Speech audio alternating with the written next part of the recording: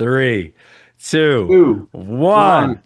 Let's Let's go! go! I am the host of the PB podcast, Troy Tittlemier, joined by the Dr. Brian Horn, the past president of the AAPG, the 109th president of the AAPG. Sir, please introduce yourself to the PB podcast. Well, Troy, it's an honor to be here. I am the past president of AAPG. I just finished my term on the June 30th of June. I spent the last year as president of AAPG, and it was I wouldn't say life-changing, but a great experience. And it reminded me why we work in the greatest industry in the world, and that's the energy business and the oil and gas business in particular. I've It's all I've ever really known in my work life. I have spent the last 28, 30 years doing that, working Wow. various places, from the backwaters of Denver when I was a kid, where I grew up, to, I eventually, found the center of the universe in Houston, where all the roads seem to lead to Houston. Although I've lived in Houston three times, three different times, you kind of come and go in being in the oil and gas business in Houston. Worked PhD in for geophysics, right? Yeah, well, PhD geology, yeah, in yeah. I did geology. my Okay. PhD at School of Mines, which was a blessing, really, in my life. It made me a better person, a better geoscientist, and it taught me so many great things, and I learned so many great lessons doing that. I am forever grateful to that school and that opportunity. Um, Worked a lot of different places. Worked for BP for about 17 years. Worked for a service company for 10. Worked in overseas in India for 3, and then various places in around Houston as well, some small operators. Right, and right now I'm kind of the managing director of my own company. It's called the Hatteris Energy Group, and we are Right. developing what we're trying to do is a exploration focused portfolio for opportunity and Wow. conventional. So it's conventional in the lower 48. Conventional gas, oil, both. Yes, both. Yeah. And I mean, it just depends. Most Texas, it's mainly focused on the Gulf Coast. I think that probably has the largest running room going forward.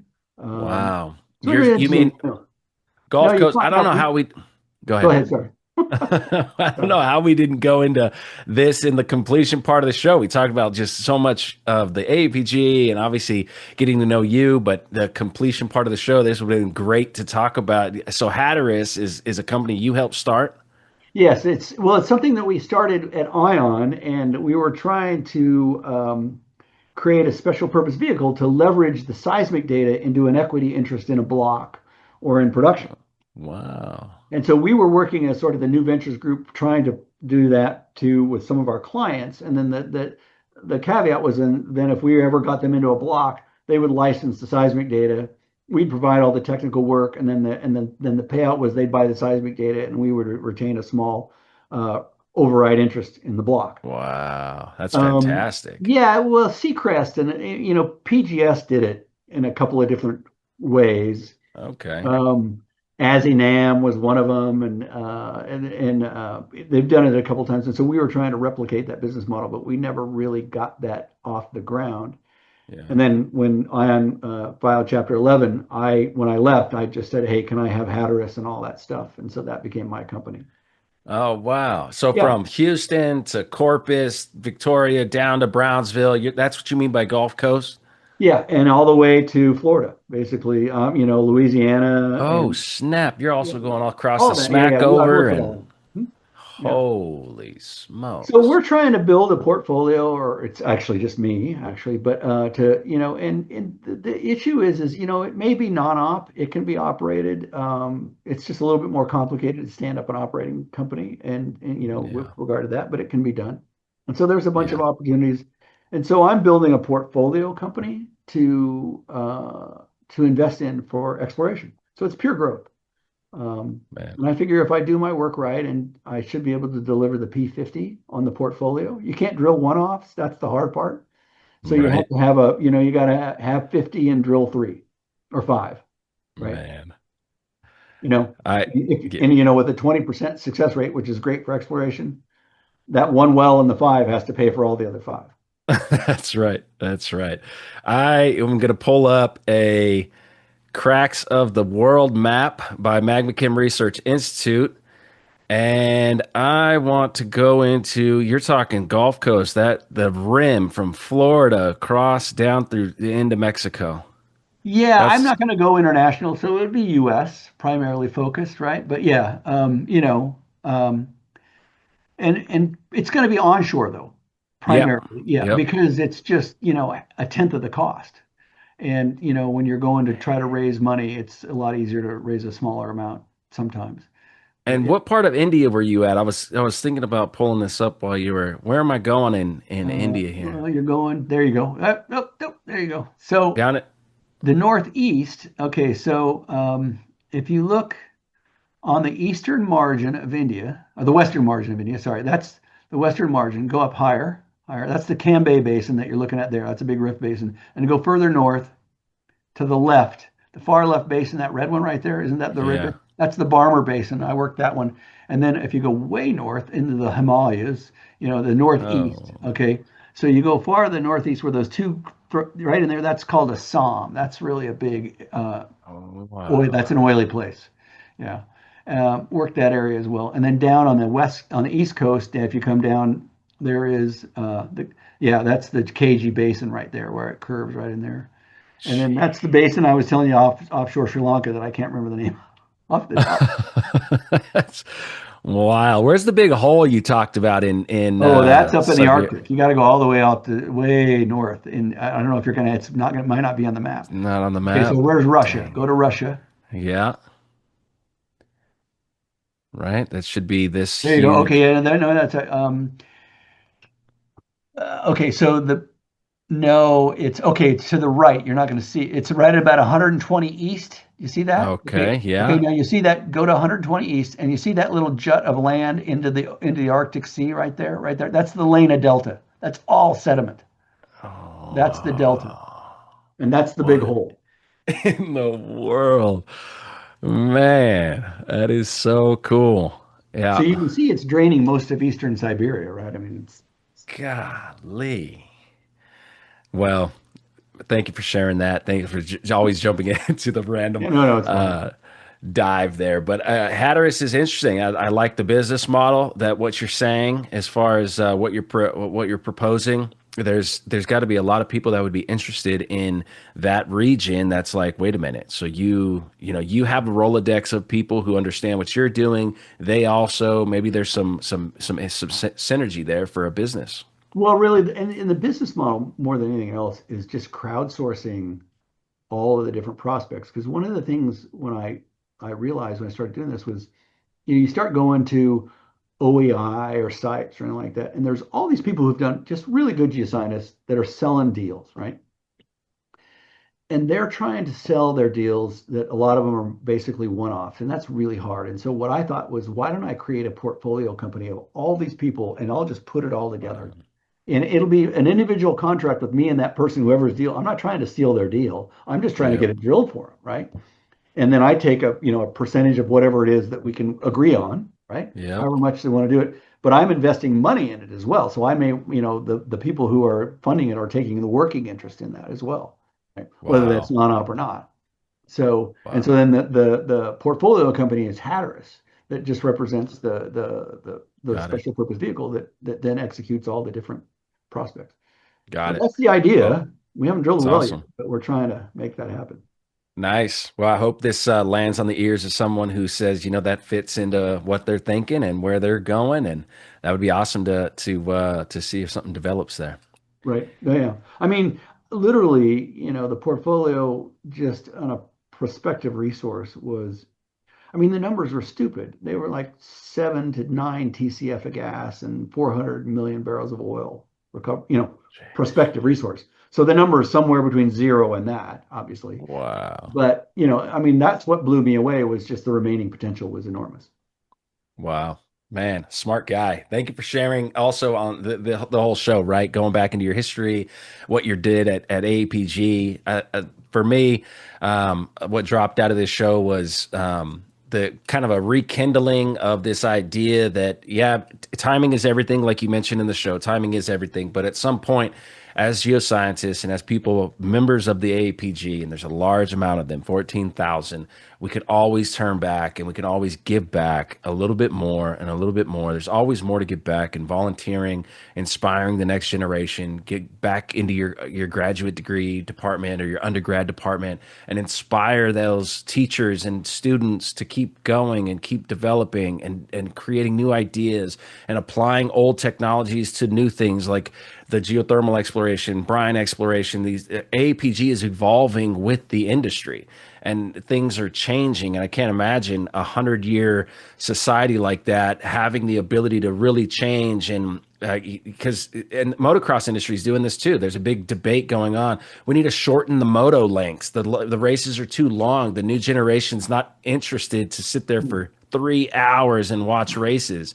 It's Yeah. like, but Yeah. Yeah. are we going to change the format of motocross, which was, the history of that and all the records? Like, you're going to change and that's, I'm sure, what a lot of people say about the APG. You're going to change the way this thing has made it to 109 years. What are we like? That's a challenge. Well, you got to take what's good and what works, but at the same time too, like for example, I'll be on the advisory board for the image next year. I'll be the chairman of that. That as past president of AAPG, that's the job I fill next year, just for a year. But we really need to think the way we do these conferences, right? Because they're big, they're kind of clunky. And they're expensive too. That's the other part about that. Yeah. And so when you have a conference room that'll hold 300 people and there's 35 people in it, that's not an effective way to communicate ideas, right? There's Wow. better ways to do that. And you can't predict that obviously, but as far as really rethinking how we're doing it and what people are expecting, that is something that we need to continue to work on. We are with our partner SEG and Image. I mean, it's Yeah. not like no one's aware of it. It's just a question of, Right. are you really willing to take the test, right? To Wow. to jump out and do some of that stuff. So look for Man. All changes, right. I think, in the format of some of these meetings. Yeah. Yep. I'm looking forward to the development of all that stuff. As we jump into the full show, I'm going to read some quotes and quips, encouraging statements, and I want to get some of your philosophy. I want to share that with the listener before we jump into your whole story, get a insight of who you are. Tell me when to stop. Okay.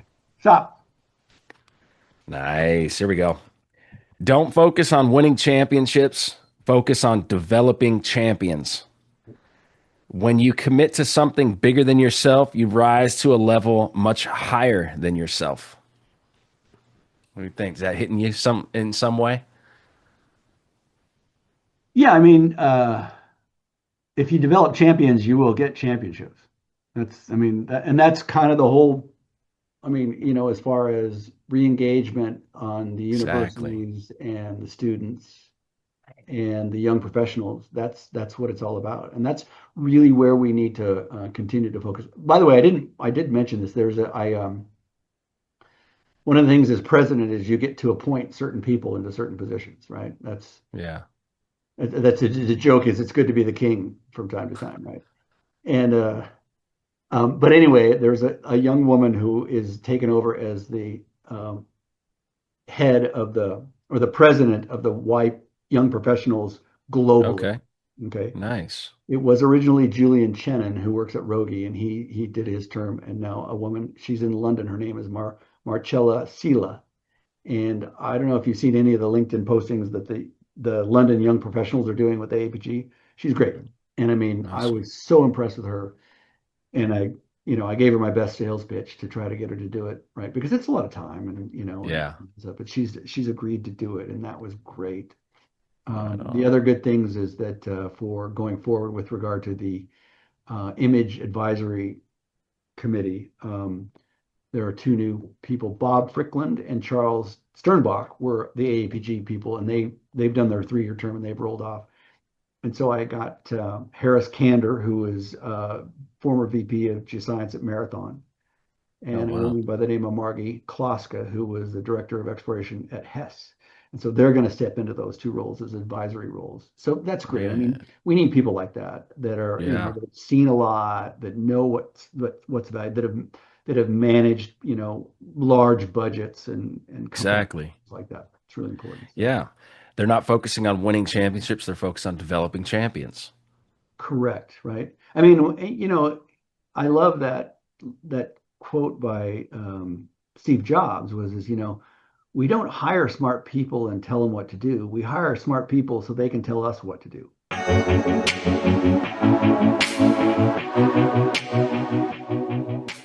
If you don't know, I ask, how did you get started doing this?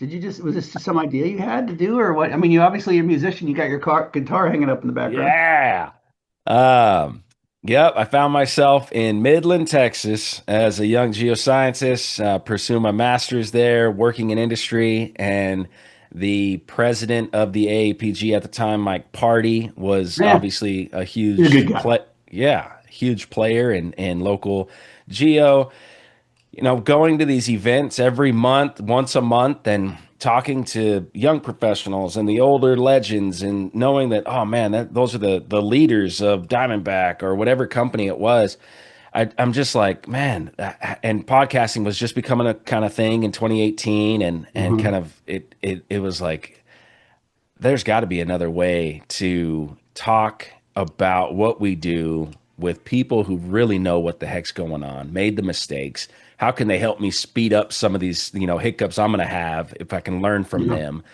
Would you be willing to do a podcast? And I just started asking folks, and they're like, what the heck's a podcast? Like what? Yeah, right, exactly. Yeah. Sit down, talk on microphones. We had a really cool studio in Midland.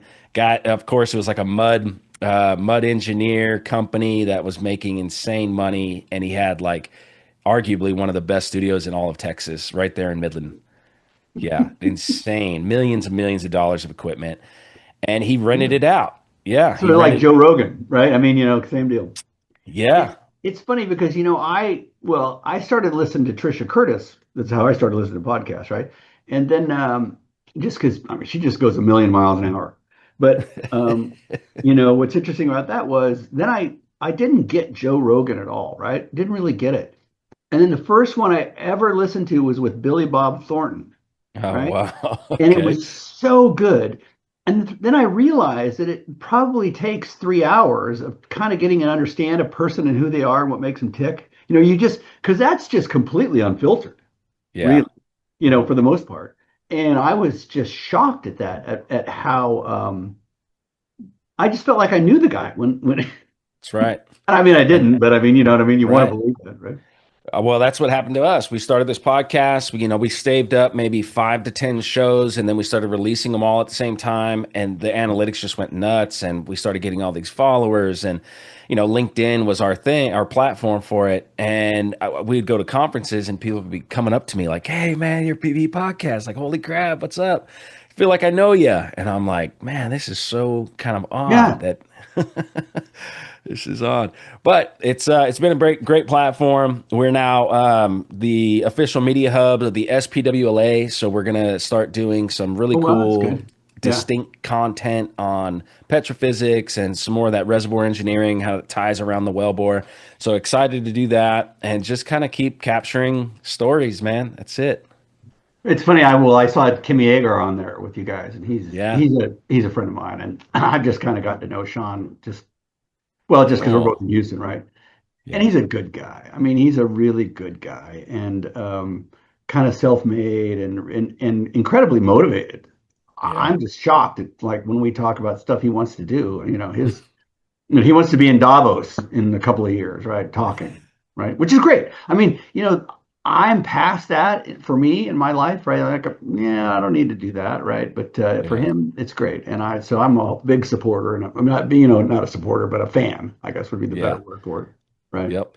This is the quality of AAPG. This is why AAPG exists and why it's going to exist for another 100 years, is because it's a place for all this passion to kind of be funneled into a structured society and these Right. global events. Like, let's get the people who are super passionate out into locations where they can talk to each other, share ideas with each other, and that I mean that's it. Yeah. Yeah, absolutely. Okay, well, we are going to start the conception segment of the PBE podcast with Dr. Brian Horn, past president of the AAPG. no introduction needed at this time. So let's rock it back. How do you become a doctor of geology? Right, that's your degree is in geology or Right. in In yep geology, yeah. Uh-huh. geology. Where does it all begin, man? Who were you born to? What part of the world were you born in? Yeah, no, it's funny. Well, I grew up in Denver, actually, of all places. Okay, And I mean, my great grandfather homesteaded in Platteville, which is, if you got anybody knows the DJ Basin, it's in the heart of the DJ Basin. And no this is kidding. back in the 1900s, right? And so he had a 160-acre farm that I think he had no idea what ultimately the wealth that would create for his descendants, right? With all of the oil production on it over time. Yeah. And then my grandfather negotiated the royalty interest for him on that, which was I think at 25% royalty. He actually did back in the probably in the 30s. I don't know when that was. Anyway, no. So I grew up in Denver. Always been a big fan of being outdoors. I think it's hard to not love the mountains and the blue sky when you live in Denver your whole life. Yeah. And Denver Yeah. was a very different place then than it is now. It was a small city, really. There are probably only maybe 500,000 people that live there. Were the Uh, Broncos there already? The oh yeah, Broncos the must have Bronco. been. Oh yeah, Yeah. we're diehard Broncos fan. Yeah, absolutely. I had a lot of heartbreaks with the first four Super Bowls. 55-10 is still a bad number in our book when they lost to San Francisco. But anyway, Sheesh. God well, we got smoke. Was redeemed that those 2 years with 97, man? 98. No kidding, man. Elway. You ever get to meet John Elway? No, I've never met him. Okay. No, I have Man, those friends were that the know him, but years. I've never met. I mean, I don't fly in those circles, so he's yeah. I mean, he's a good guy. I mean, yeah. But he paid the price, right? I mean, Yeah. I'm sure his body is beat up Yeah. by Man, I that. watched that documentary on him. That was incredible. That documentary on Elway. Oh yeah, I think it's Netflix or maybe it was is it Amazon. I can't really? remember. I haven't seen it. Yeah, I have to As a watch it. fan, as a Bronco fan, Yeah, I yeah, mean, I should watch he it. talks about these failed Super Bowl attempts and kind of how to get back there and what it took, and his family talks about what it took for him to be in that mindset. It's Yeah, like I guess you would relate it to probably the mindset of an explorer and a mindset of someone who's like, I'm going to go find a new deposit around the world, and it just takes this insane focus and determination and right. grit and putting together the dots and then striking while the iron's hot and like making the play. I mean, I would imagine it's very similar.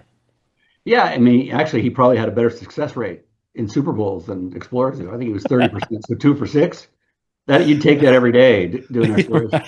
You would take it every day and twice on Sundays, right? So yeah, no, it's Denver was great, and I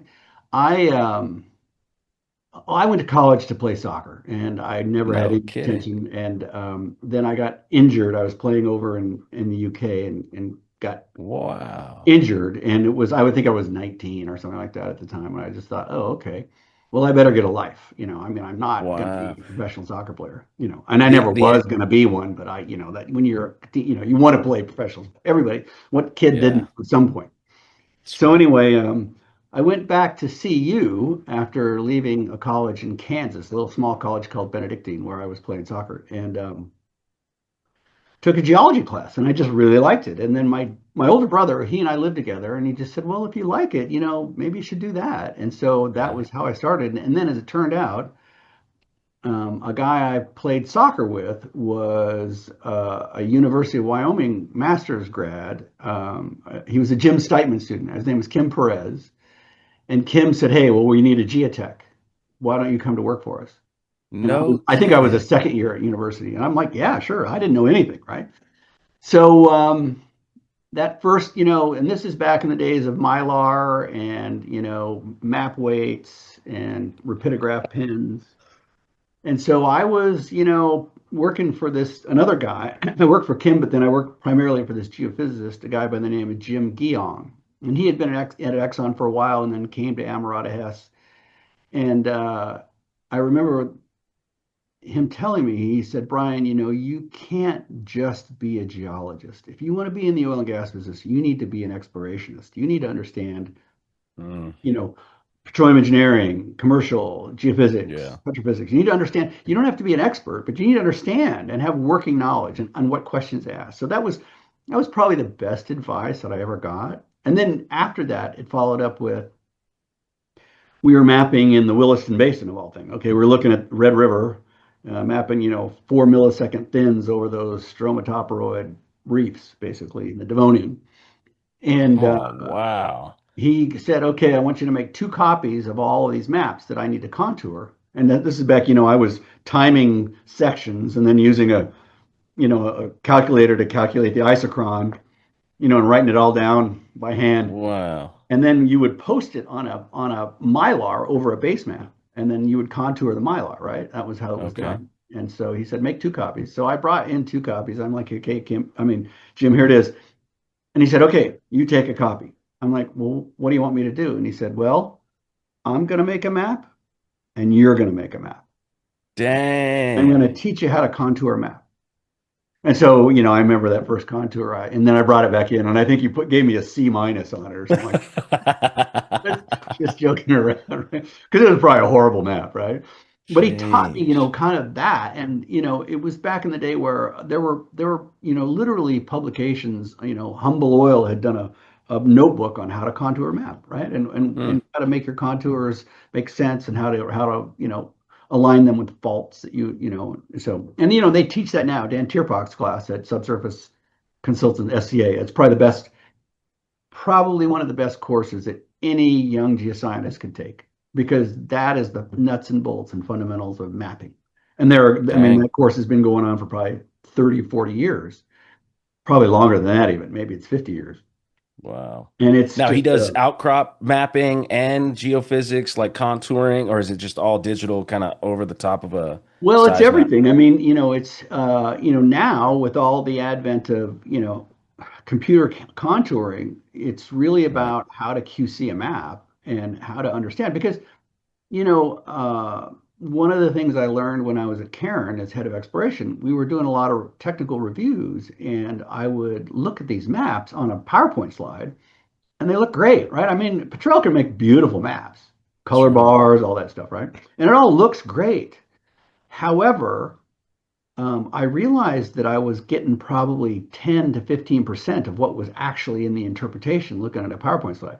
So I said, okay, we're going to stop doing this and we're going to sit down at the workstation. Okay, I'm going to sit with you Nice. at the workstation.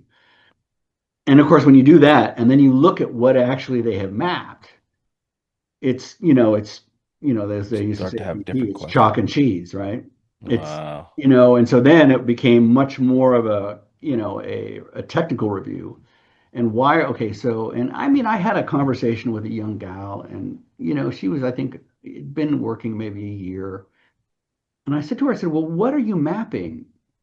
She says, "Well, I'm mapping this acoustic impedance contrast at this horizon. It's a peak on the seismic." Okay, yeah, I get that. But what is it that you're mapping? She said, "Well, it's a velocity density contrast that I'm seeing." I said, "No, no, no. That's not the question I'm asking. If you and I were standing at the outcrop, Yeah. what would it look like?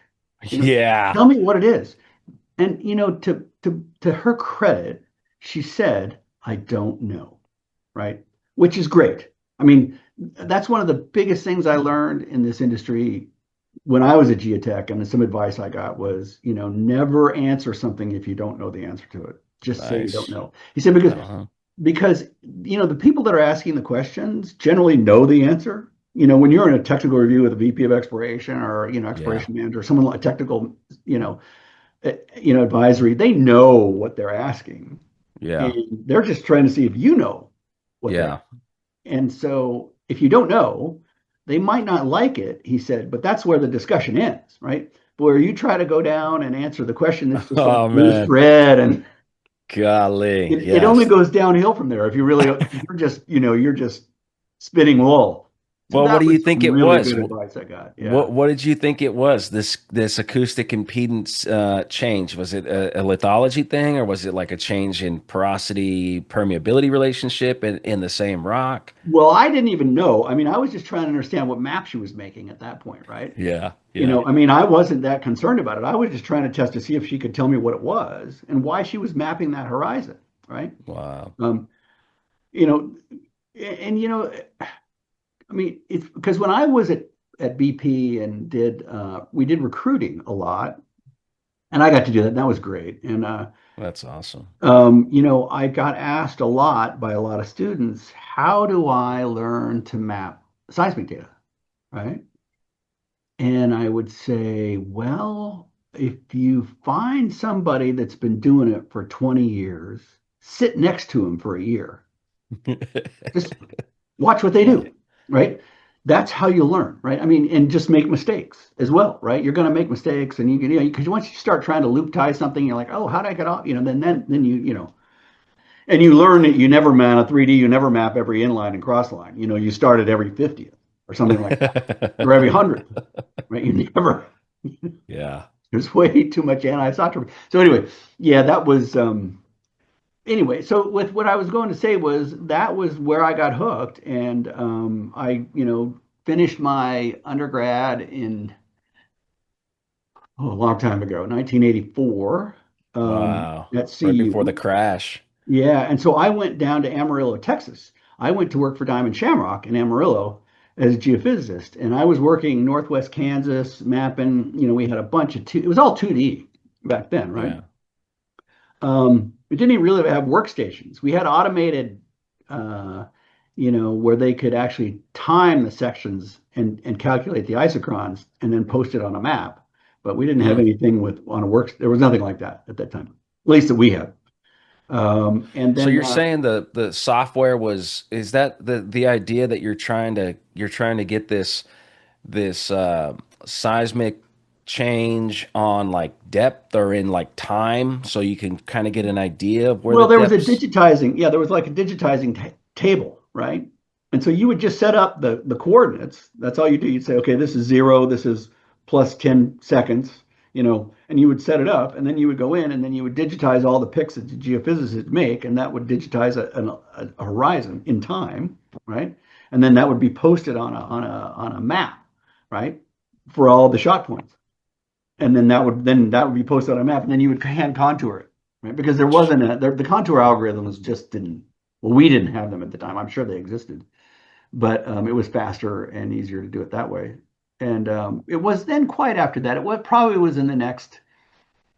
Trying to think, because that was when they started doing synthetic seismograms and everything like that. You could actually use a sonic and a density log to create a synthetic, right? Depending upon what waylet you wanted to do, and that's how you would tie into the seismic as far as your, the well logs to the seismic, because it was Yeah. generally all in time. They didn't have depth migration, or at least we didn't use it at the time. Yeah. Whereas now, you know, pretty much everything is in depth, at least in the Right. offshore. Yeah. Onshore, not so much, although it's very handy when it is, because obviously, particularly for, well, landing laterals and, Right.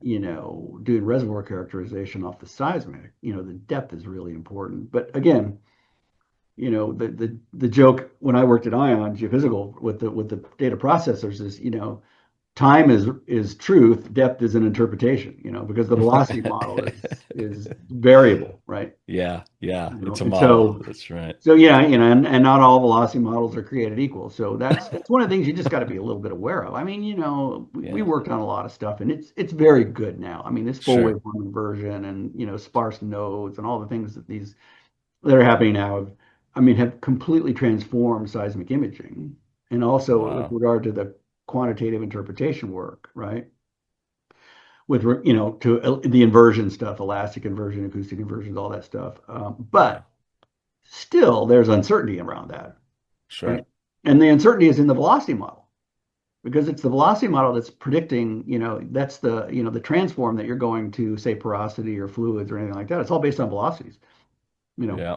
So, or primarily, it's density as well. But Yeah. yeah, it's interesting how that's just amazingly been successful. This morning I was just listening to one of these exploration things that Westwood and AAPG put on, and Shen Yu, and had on the guys from Westwood, Jamie Collard and Graham Bagley, and then Bill Langen, who's the EVP at Talos, and they were talking about exploration. And Jamie was great. He was showing all the stuff about how the technical success rate has gone up Hmm. over the years, primarily, but the commercial success rate for exploration is still around 10%. Wow. It's not, so that which is interesting. Well, like, look at Shell, what happened in Namibia, right? And everybody talked about Graph, and that was going to be the next big thing, and then they wrote it off, Yeah. Yeah. Wasn't that and like a $10 billion thing I or don't something know. It was a ridiculous? lot of billions, whatever it was, or at least a billion. It was in the B range, but they didn't leave. They just realized that they had, needed to do something different, I think. Don't ask me. Wow. I don't work at Shell. They're smart people, right? They'll figure it out. Oh, Total yeah. successful. That's one of the few. Venus and then now Mopane, I think is going to be, whether that goes to FID is still, I think, in transition because, you know, FPSOs aren't cheap. Man, I don't know any of those acronyms. You're throwing out Floating all. production offshore and floating production offshore. I don't want anyway, it's basically they can produce the oil to instead of having a pipeline, they produce it to a ship, all Oh, right, wow. that floats out in the open water, right, and then the Oh, ship offloads wow. it to tankers, and so then they just take it Wow. away, right. That's what's made Jeez. Brazil. I mean, that's been one of the biggest production things in a while, as opposed to having to build a pipeline. Right. Now, what's Sure. interesting now, but with like the Gulf of Mexico is a little different because all of these kind of large independents like Log and Talos and Beacon, it's these companies, they what they're doing is rather than well, they don't really probably have the financial stroke to build an FPSO for all these things, so they tie it back to all these spars, which is far cheaper, and so then instead of a 7 year turnaround, it's literally a year and they're on production, right? And so, time value of money is big and they can produce these wells. So that's really a big, big change in the Gulf of Mexico. What, kind of the Cajun mafia is the joke, right? I mean, that's what they've been given because they're all very good, W&T and all these companies are really smart, Yeah. and they've been able to, you know, find the workaround as opposed to Yeah. having a very capital intensive, build an offshore platform or something like that. You got to have billions of barrels of oil recoverable to pay for it. Dang. Yeah, Yeah, makes sense. yeah. Makes sense.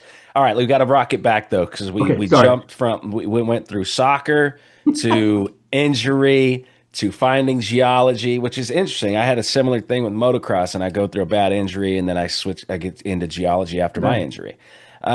So when you're a kid, your dad, your mom, your uncles, your aunts, you have scientists in the family, you have engineers in the family. No, my grandfather probably finished. He moved to Denver when he was 12 or 13, and I think he drove the family car out.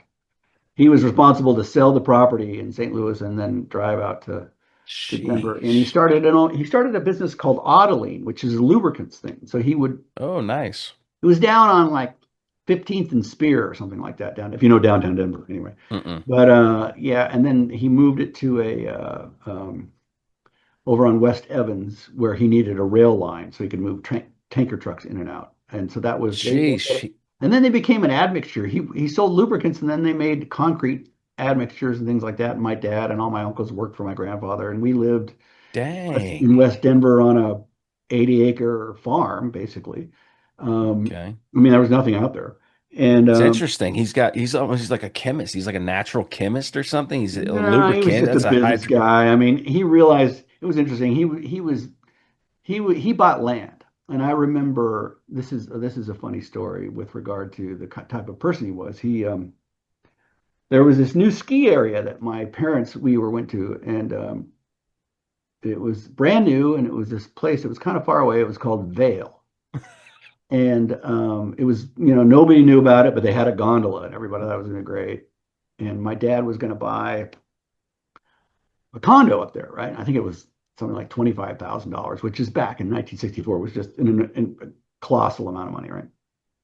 And what was funny about that was what came with it was lifetime season passes for all of the family members. Wow. Okay, well, he didn't buy it, so that didn't happen, but because he couldn't afford it. But my grandfather, to his credit, said, "Oh, you would be a fool to spend that money buy 10 acres in Avon, okay, which at the time probably would have cost him a couple $1,000s. Okay. Right? And Avon obviously is where Beaver Creek is today, right? That's ski area, right? So he'd Jeez. had 10 acres and but he didn't do either one. My grandfather owned a ranch in Gypsum, which is further west before you go down into Glenwood Canyon. And he had, I think he had a couple hundred acres up there, and he had cattle and the Jeez. ranch was what we called it. But anyway, um, yeah, so Wow. he was a very shrewd businessman, and he realized buying land was the thing to do, right? And obviously, so yeah, my nobody really I grew up in the outdoors and loved skiing, right? That's how I found my love for the mountains. And that's when I started geology, that was it. And I was hooked immediately. I just loved being outside, and of course I didn't know anything. And not that I do now, but I knew less then. And you know, so we spent a lot of time doing that. And so CU, what I liked about CU was, being out in the field more than anything else. And so I stuck around, and then after I went to Amarillo, then the crash, I think it was 86, 87. And my Right. boss came to me and said, look, Brian, you got to get a master's degree. You're not gonna, you know, Not gonna make it. not gonna make it. So I went back to CU and did a master's Is degree. CU's the Boulder. Buffaloes? Bolt. Yeah, Buffaloes. Yeah, yeah. And so it's in So Boulder, Deion Colorado Sand Buffaloes. Deion Sanders is the head coach of the football team. Correct. Yeah, he is now. Yeah, Okay. yeah, yeah. Okay. Um, Cool. So you got a so master's degree out of there too. yeah, I did and so I went and I did my master's. I did a seismic stratigraphy study on the Powder River Basin, and I picked three fields that were different stratigraphic and structural traps, but Hmm. different reservoir types. One was an incised valley, one was a sort of regressive shoreline, and one was a transgressive shoreline. And so then, Wow. and then I modeled that seismically to actually see if you could see that on the seismic, if you could actually see the geometries of that. And so that was my thesis.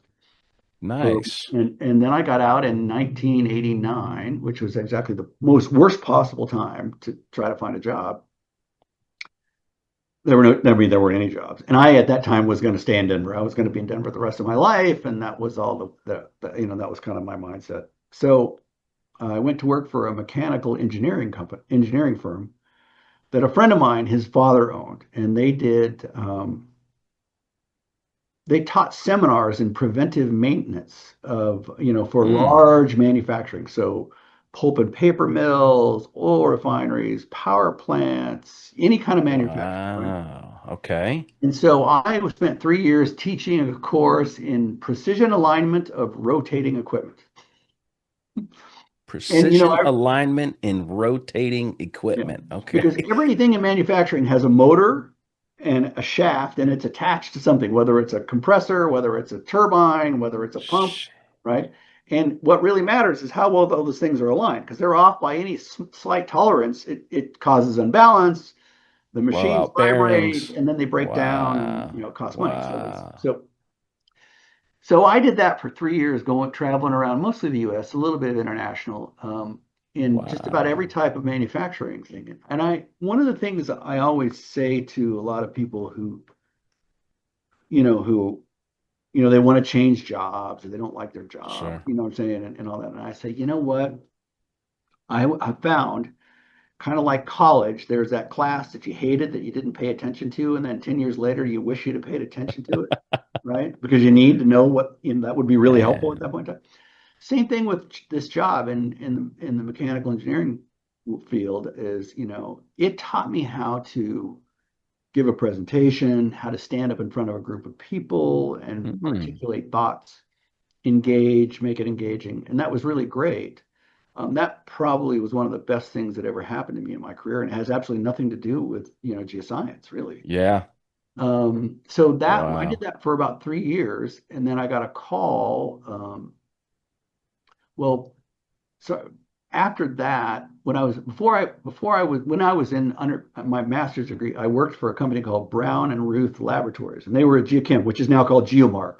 Stephen Brown, Wow. those guys, right? Sweet. Yeah. So I Damn. worked in that lab in Denver, and there were just some really great geochemists. So I got a big exposure for a couple of years working as a geochemist. And I mean, Gary Ruth hired me. I think he was paying me $5 an hour, right? I mean, I was just, didn't matter.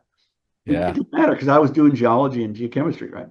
So anyway, before that company got bought by Xlog and they shut down the office in Denver and moved everybody to Houston. Of course, I was making, minimum wage, so I wasn't going. Yeah. And so that was when I was still in graduate school at the time. So then I had gotten out and then I went to work for the mechanical engineering firm. So about 3 years into that, I get a call from a gentleman by the name of John Curtis, who was at Brown and Ruth and then took a professorship at School of Mines in Oh, Gold. nice. Yeah. And he was the director of what's called the Potential Gas Agency, which does a lot of these resource assessments for the lower 48 on gas. Right? Wow. That was like a program backed by DOE or something. They Exactly. had, Hmm. wow. Yeah, and it was. I think it's in. So anyway, he calls me up and he said, "Hey, have you ever thought about doing a PhD?" I was like, Sheesh. "No, no, can't say that I've ever given it a thought." And he goes, "Well, look, come and talk to me. Well, let's do it." So it was interesting about that was at the time, you kind of go through these phases in your life where you're trying to figure out what am I doing? What do I want to be when Yeah. I grow up? Who am I? That kind of deal. Yeah. Heck And I yeah. was very involved in a church in Denver, and I was actually thinking about going to seminary, and I had actually Sheesh. enrolled in seminary. And so I didn't know what to do. I mean, I really didn't know what to do. So I took a class at Mines in sedimentary petrology, and I took a Okay. class at Denver Seminary in apologetics, which is, basically. So here and then I'm working full time for this mechanical engineering firm, and I was kind of bouncing around trying to do all this stuff Sheesh. because I really didn't know what to do. And, for me, it was like, okay, what am I supposed to be doing? And so, there's that story of Gideon, who lays a fleece out because he doesn't know what God's telling him what to do. And, he says, okay, if Lord, I'm going to wake up in the morning, and if the fleece is wet and the ground is dry from the dew, then I'll know this is what you want me to do. And then he did Sheesh. that, and it was right. And then he wasn't sure, so he said, "Okay, this time I want the fleece dry and the ground wet." And it was that way. And so then he finally knew. Anyway, so Now mine I'm was ready. okay. I'm going to go to seminary. I'm going to take these classes and see how I do. And I went through that whole semester, and I did okay in seminary. And for some reason, I just decided I was just going to just let it fly in that petrography class, and I did great, right? So, but I wasn't still sure, and so it was time to re-enroll, and so I was going to do the same thing again. Like, okay, I'll take another class and see how I do. Yeah. And I was with a very good friend of mine, an Australian guy who he was a geologist as well. He's in the mining industry, but he's a good guy, and he was visiting for some strange reason. And I said, "Oh, Angus, oh crap, I've got to go register at Seminary. I've got to go register for this class. Today's registration." So we drive over there and we go walking in, and there's this guy, sort of dressed like I am right now, right? But he's got a name tag on, and he says, "Can I help you?" And I said, "Yeah, I'm here to register for a class for seminary." And it was the strangest thing, Troy. It was like he looked at me almost incredulously and said, "Well, registration was yesterday. You can't register for a class, you know."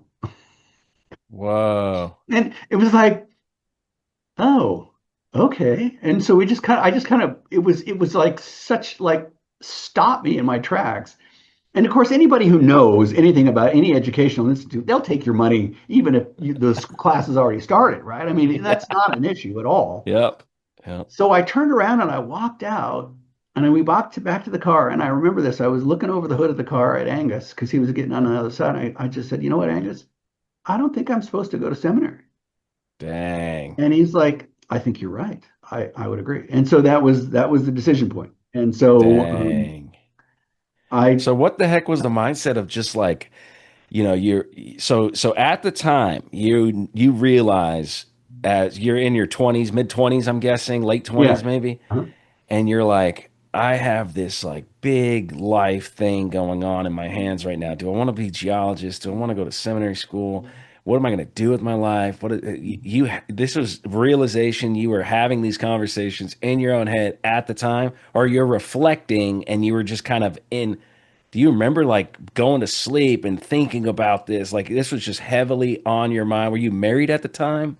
No, I wasn't married, thank goodness. Um, Girlfriend? You had a no, significant up. no, I So you didn't were even hadn't even met my single. wife even. No, Wow. So that no. that makes a little bit more sense. So you're single and you're like, I'm just gonna go heavy on both of these things and work at the same time. Right. Yeah, Because exactly. you could do it, you could accomplish Right. Yeah. It that. wasn't like I had kids, on the Yeah. on the living room floor or something like that, right? No, no. Yeah. So yeah, and it was great. I mean, I am forever, ever grateful for that decision point. That, I because I didn't really want to make it, although I knew, I mean, ultimately you make the decision, but I mean, I really wanted to just try to hold that with open hands and just say, okay, Lord, whatever you want, I don't really care at this point. And so for me, it was more about my faith than it was about anything, actually. And so from that standpoint, and I got to tell you, and I say this a lot, I say, if you would have handed me a piece of paper and a pen and said, okay, write down your career from starting now, what you're going to do for the next 30 years, right? All the Yeah. things you're going to go. I mean, I never would have had the imagination or the intuition or the creativity to write it as well as it's turned out. I mean, and just the blessing that's been for me, my family, all of the friends that even being here, right? This is a great privilege. So, I mean, from that Wow. standpoint, and you don't think of yourself like, you know, you know, geologists are a dime a dozen, right? And there's a lot of smart people in our industry, a heck of a lot smarter than I am. So from that standpoint, it's always also been just a kind of a reminder of trying to be humble, right? Mm. Trying to really remember that, there's a lot of people who can teach you something. And I think for me now, getting up, okay, what's something I can learn today? What is something that somebody can teach me? You know, and now I'm kind of getting to that point with my kids in college that they're teaching me stuff or they're telling me how, what I don't know, right? But that's okay. It's Wow. great. You know, like I remember, oh, I won't tell that story, but Come on. no, no, I was just commenting. I was thinking about my son, and I made the mistake of giving him dating advice, right? Because he's in college. And this was my advice. I said, you might want to clean your car before you go out on that date. That was it. When it wasn't, you don't want to smell like dirty socks, right? Yeah, I mean, they And could have won the whole thing. That she walked in, she was like, "Damn, at least he's got a clean car. I like this guy." exactly, that's on a first order.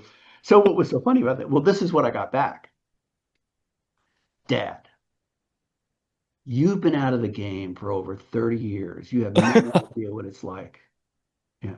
And I'm like, well, actually, that's where you're wrong. Because I've been Yeah. married to the same woman for over 30 years, and that's a lot harder. Because you got to bring something new every day. You can't just, anyway. Oh man, that's gold. That's Yeah. awesome. That's awesome. That's super interesting to think about. The mindset and what you were doing and your ability to just be like, you know what? I'm open. I'm waiting for signs if God's going to give me those things to help me through this. But really, it was you just packed yourself with opportunity. You packed yourself with things you had to get done, and you didn't just go like stagnant and go, I'm just gonna sit with idle hands and like think about this and see what happens. Right. Like you stacked your schedule completely full and you just went at it 100%. Well, it's interesting. I learned something too about there, and I'm not sure in the Hebrew language, and this is a bit of interpretation, so don't. I mean, I'm sure somebody can check me on that. But the term for waiting, right? The term on waiting is not a passive term. It's a very active. It's almost like waiting in lying in wait for battle, right? That's what the term, the way it's used when say you're waiting for a decision or waiting on, to try to Hmm. figure out what the plan is. and I found that to be just incredibly, because then all of a sudden it requires you to be proactive, right? It requires you to say, okay, I'm waiting, but I'm not just going to, like you were saying, I'm not just going to sit here and wait for the skies to part because they never do, right? And well, I shouldn't say they never do, but they rarely do. Let's put it that way. Yeah. But it's and what's amazing too is the what I have learned too is talking to people, not necessarily that you're having any discussion around what it is you're trying to figure out in your life, but just talking to people about various, say, different aspects of that, right? You Mm-hmm. find people will say stuff that they have no idea that it's like, oh wow, that's really applies to this other area of my life that I've been trying to understand, right? That is one of the things that's most amazing to me is from time to time you have these conversations and then you might not even what's the great thing about your short and long-term memory is you know your brain is recording this stuff from time to time, but it takes a while for the graphic user interface to get it back up into your head. And you're like, oh wow, I remember that conversation. This applies doesn't apply to that, but it applies to something else, right? So that's great. I mean, that's the beauty of relationships, right? I mean, what would we do without that? And that's the only concern I have with regard to, remote work and Mm-hmm. particularly in our field, in the field of geoscience. Um, you can work. I mean, it can be done. I mean, I know very successful companies that all are completely remote and all that stuff. But with regard to training and the technology transfer, um, the most important thing is I learned we're sitting next to people and working with them every day. Wow. Yeah. I can't, I mean, I just cannot overemphasize that Yep. is really important because the thing is, you know, like when I worked at Amoco, right, we were the first team to go into cubicles, right? Whoa. And I don't know, I mean, and I sat next to a guy, I don't know if you know him, his name is Patrick Ruddy. He works at Enverus, he's in Edinburgh. And Patrick and I worked together. He was a geophysicist, I was a geologist, and we worked the Arcoma Basin. But Nice. you know, um, you bring your life to work with you, right? Right. And when you live in a cube farm, for lack of a better word, right? You really have to learn to trust your coworkers with your life because you can't hide it, right? And everybody's got stuff going on, whether it's the Yeah. kids are sick or who knows. I mean, Yep. or how it's great or whatever, right? But you know, and what's interesting to me is typically the best relationships and most meaningful relationships I've had are weren't through the good times. There were people that were there when it sucked, right? Yeah. And we're really there to just say, okay, look, I'm here. What do you need? And a lot of times Wow. you don't need anything, but the Yeah. fact that they're there, Huge. yeah, huge, right? And so that's funny. That's the mantra for my wife and I in our marriage is you got to show up every day, whether you want to or not. You got to show up, right? That's right. And that's the way it is with your kids too. You just got to show up, and you might not have your A game, Yeah. but that's almost secondary to what's most important is just that you're there and you're saying, hey, I'm committed and I'm here to make it work. And and the same thing with work goes, right? I don't know the Yep. answer, but I'm here to try to figure it out, Yep. right? Yep. And or I'm here to help. What do you want me to do? I mean, I worked with this guy for the longest time, and when I was at ION, and I hired him, and he really probably could have done my job. He was that experienced. But one of the most valuable things he said to me was, he'd come in my office, and we'd be talking about stuff, and he said, "Well, how can I help? Right? What can I do? Well, how can I help?" Great. I've never forgotten that about how just encouraging that was. Yeah. And then, also somebody willing to say, okay, here, go do this. Great. Okay, I'm not, that was when I was SVP at ION, that was hugely helpful because, you got 50 people working for you. And, Jeez. it can be a bit overwhelming from time to time because everybody's looking at you trying to say, okay, what are we going to do? How do we Yeah. do this? So anyway, yeah, I love it, man. I'm getting, keep it simple, keep your car clean, right? Show up, right? Like these are right. just fundamentals Yeah. of young career, young geoscientists, young, successful mindset things. Yeah, keep it simple. It's not And about ask what you're going questions. to ask questions. Yeah. Ask questions. Don't be afraid to say I don't know. Don't be afraid to say I don't know. I still I say mean, that all that's the time. sometimes that's the best answer. Well, right. Even oh man. So you're developing all this mindset, you're developing your skills, you're clearly leaning forward, you're able to connect dots. You've done it since your first injury at soccer at 19 years old. You have a friend who's a geologist or somehow connects you to this geotech job. And you just keep connecting these dots. You keep leaning forward, you keep showing up. And now you're in your career. At what point do you start to realize the AAPG is here?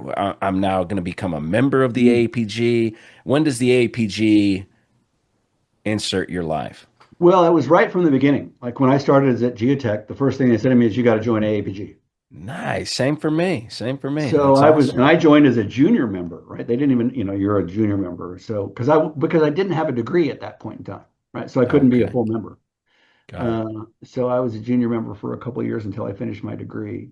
And then the way it works, you have to have a year experience before you can get full membership. But it was always just part of that. And of course, it's changed now because the bulletin is everything is digital now.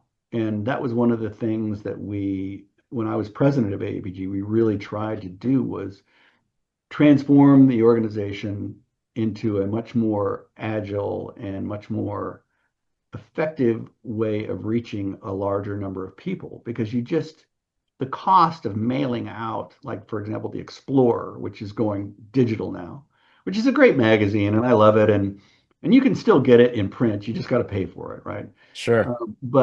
And then also having the access to all of the previous editions. If it wasn't all digital, you wouldn't be able to do that, right? You'd have to and it's so funny now, I talk to these old geologists, right? And they've got these boxes and boxes of bulletins sitting in their garage Yeah. collecting dust. Yeah. And it's funny because they all say their wife tells them, "No, you can't bring that stuff into the house. Put it in the garage." Right? You know, and it's true. I mean, I remember, every month you'd have a new bulletin and you'd keep it on your bookshelf in your office, right? And then Yeah. when when you lost your job or you moved, you had to box all that stuff and carry it away. And I think you know, for the first 20 years I was married, we moved 11 times. Oh my goodness. So that in and of itself uh, lends itself to not taking stuff that you don't need, right? I mean, just Yeah. like the rock collection was one of the first things that went, right? It Ah, stayed dang and it. stayed in, and it wasn't that I had to leave it. It was the question was, you're not going to really bring that, are you? You're not going to pack that. All right, all right. That was the question that was asked. Oh Yeah. no, I guess not. But anyway, So 1984-ish, you're member of the APG. That's when it began. yeah, uh-huh, uh-huh. Wow. Dang. 40 something years 40 years essentially going into president elect, right? That Correct, was like 24. You were correct. president elect. So Hmm. yeah, 40 years membership, man. 40 years of being a part of this organization, watching it. When did you start really leaning in Yeah. to the AAPG as a member? Well, so it, when I was at ION and at BP, I always used to give posters or submit a paper to any of them, when it was what they called ACE at the time. This is before Image, right? When we Yep. were with, so I did that. And then when I started in 2010 working for ION, a service company, it's at every show. And I mean, I was at every show Wow. um, because you're trying to sell your stuff, right? Which is Yep. great. But for me, what was interesting about ION was when I took that job, I was I was pretty leery about going from an operator to a service company. Oh man, I bet. And because that's all I'd ever known up to that point. And I told my boss, the EVP at the time, I said, Ken, look, I'm really concerned. My biggest concern is, uh, going from an operator to a service company and working in a service company. And his comment was to me, Brian, I'm hiring you to bring an oil company into a service company. I want you to make us more like an oil company and not like a service company. And of Wow. course, that was when we were the basin span. I don't know if you're familiar with any of that stuff. Those large regional 2D seismic lines that were long record, long offset. I mean, we were imaging the Moho, and these are, back, when, these 2D seismic lines were, some of them were 600 or 700 kilometers long, right? So you're imaging a Whoa. whole margin. And, one of the things Wow. I said to my boss, he said, well, how are we doing in the sales? And I said, well, look, if I'm talking to the VP of exploration and I'm talking about what the record length is or what the offset of the seismic is or the fold or any of the processing, I Mm-hmm. said, I am having the wrong conversation. The conversation I need to be having with them is, here's the margin. This is where we think the limit of ocean crust is. These are the different plays that we see on this 2D line. This Oh is the wow. potential source rock. Yeah. These are the migration pathways. It was about the exploration side of it. It had nothing to do with the data itself, right? It was about what does the data reveal, and then what can Mm. you do, right? And so that really I mean, I think that was the best contribution I made to, I guess the industry or whatever, one of the bigger things. And I got to work with some really great people. And that was one of the good parts about that too, was being in charge of all that, was being able to rely on previous people and subject matter experts that I had worked with, and then asking them to come and consult and help us on projects. Sure. We had a small staff of full-time employees, but then we used consultants from time to time, which was really Right. great. And that completely changed. We started looking at things from a very different perspective, as opposed to just trying to sell seismic data. We were selling exploration concepts, Yeah. ideas, Wow. and how to de-risk plays, and what areas work and why they work and what areas don't work, and all the more reason why they don't work, right? And we didn't Mm. have, I wouldn't say we had all of the answers, but we had the data. And one of the greatest things about that was, at these large conventions, we would have these huge data rooms that we would allow our clients to come into, and then we would put all the seismic lines on the wall, right, from all over the world. So you could come in and take a tour of the whole South Atlantic, both margins, Wow. and look at everything. Or you could look at the That is Black cool. Sea, or you could look at offshore India, or you could look at the Arctic. We Wow. did a big survey in Russia and all this stuff. And it was fantastic. And The so, heck? going back to, I had one experience where they came to me and said, we need you to go to Russia. I'm like, okay, that's fine. He goes, you're going to go meet a guy by the name of Boris Senin. He was a Russian academic at the time, and he was in his 70s, and he was sort of the godfather of Russian Arctic geology. And so I went all the way to this little town on the Black Sea called Gelendzhik to meet with him, and to his office, and because he didn't travel, right? And of course, I went in and met him, and I knew I liked him immediately because of this huge office. And on the back of his office, there were three maps, and they were all Arctic polar projections of the Arctic. With one was a magnetics map, one was a gravity map, and one was a tectonic elements map, right? That they had made, Nice. right? And I was like, I was blown away, right? And so we had this really nice conversation, and of course, I know to this day that he understood everything I said in English, right? He did. But he only spoke to me in Russian through the translator, which was fine. But I think it was because he was so proud he didn't want to, speak in broken English. You know what I'm saying? Mm-hmm. It was Mm-hmm. very that was one of the other things about just the different cultures and the people that you meet. And I remember my dad saying to me, Brian, where I don't care where you go in the world, there are two expressions that will do you very well. It's yes, please, and no, thank you. Wow. And he said kindness and politeness work in most just about every culture. And so we spent a couple hours talking, and then he turned me loose. He said, "Go into the data room." And for the next 2.5 days, I spent looking at every seismic line that the Russians had acquired across the all the Arctic. It was amazing. It was like one of the most. It was incredible. Just the, I couldn't. I probably forgotten 95% of it, right? Just because I couldn't. Still, And just the I'm writing opportunity. notes, and I've got an old notebook. I'm sure some of those pictures I was drawing, hand drawn pictures and things like that. Like the Lena Wow. Delta is an area that's just unbelievable, and so all of western or eastern Siberia drains to the north into the Lena Delta, and so there's this Wow. big rift basin, and it's got probably 30,000 feet of tertiary sediment in it. It's just Jeez. unbelievable. Yeah, you can't even imagine how Just incredible a it is. hole. Wow. Basically, yeah, a hole in the Earth's crust. Mhm. Holy smokes. Yeah, it was really cool. Did the So guy have anything to do with the Kona well or the Kora well? Kona well, the deepest well that the Russians drilled, deepest well in I the air? don't know. We never really talked about that. I'm sure he knew all about it. I mean, he Right. was, That was a he was pretty geophysical high up in study. the, yeah. Would it go to like 40,000 meters or something, 40,000 feet or something like that? I don't remember how deep that was. I mean, they drilled Seven that well for miles. like 10 years or something like that, didn't they? Yeah. Cored the whole thing. Yeah. And it was a seismic study. They shot seismic and then they drilled it thinking, okay, let's see what our predictions are, Huh. what this anomaly was. And anyway, yeah, fascinating story there. And the Indians, I believe India is now trying to drill a deeper well. Have you heard this?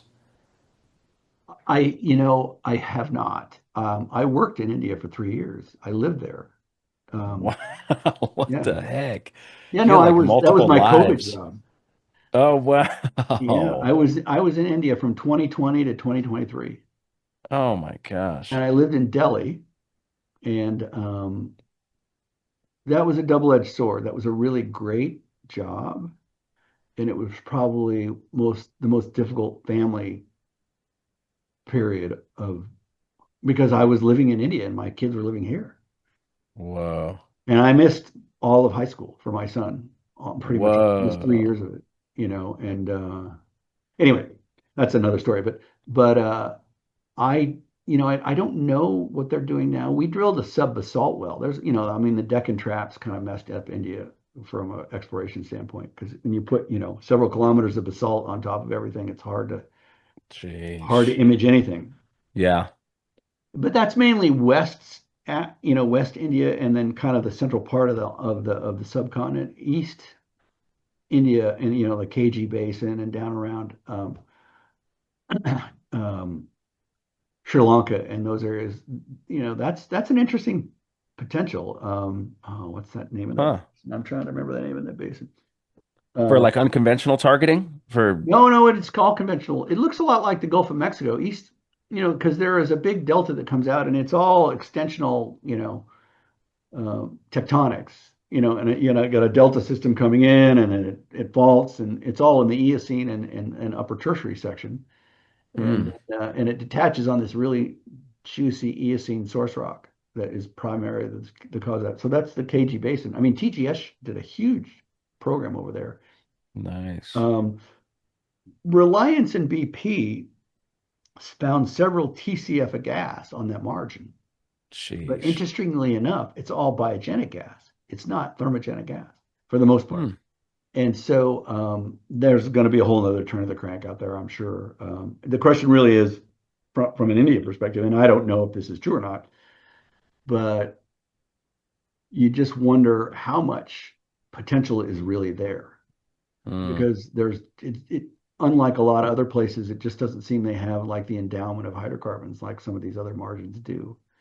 And I don't know the Interesting. reason for that. And I may be wrong. I'm not saying, I know everything. I mean, there are onshore basins. Like I worked the Barmer Basin, and that's kind of a failed rift basin that's probably 120 kilometers long and 80 kilometers wide. And there are a couple fields in there that have 1 billion barrels of oil.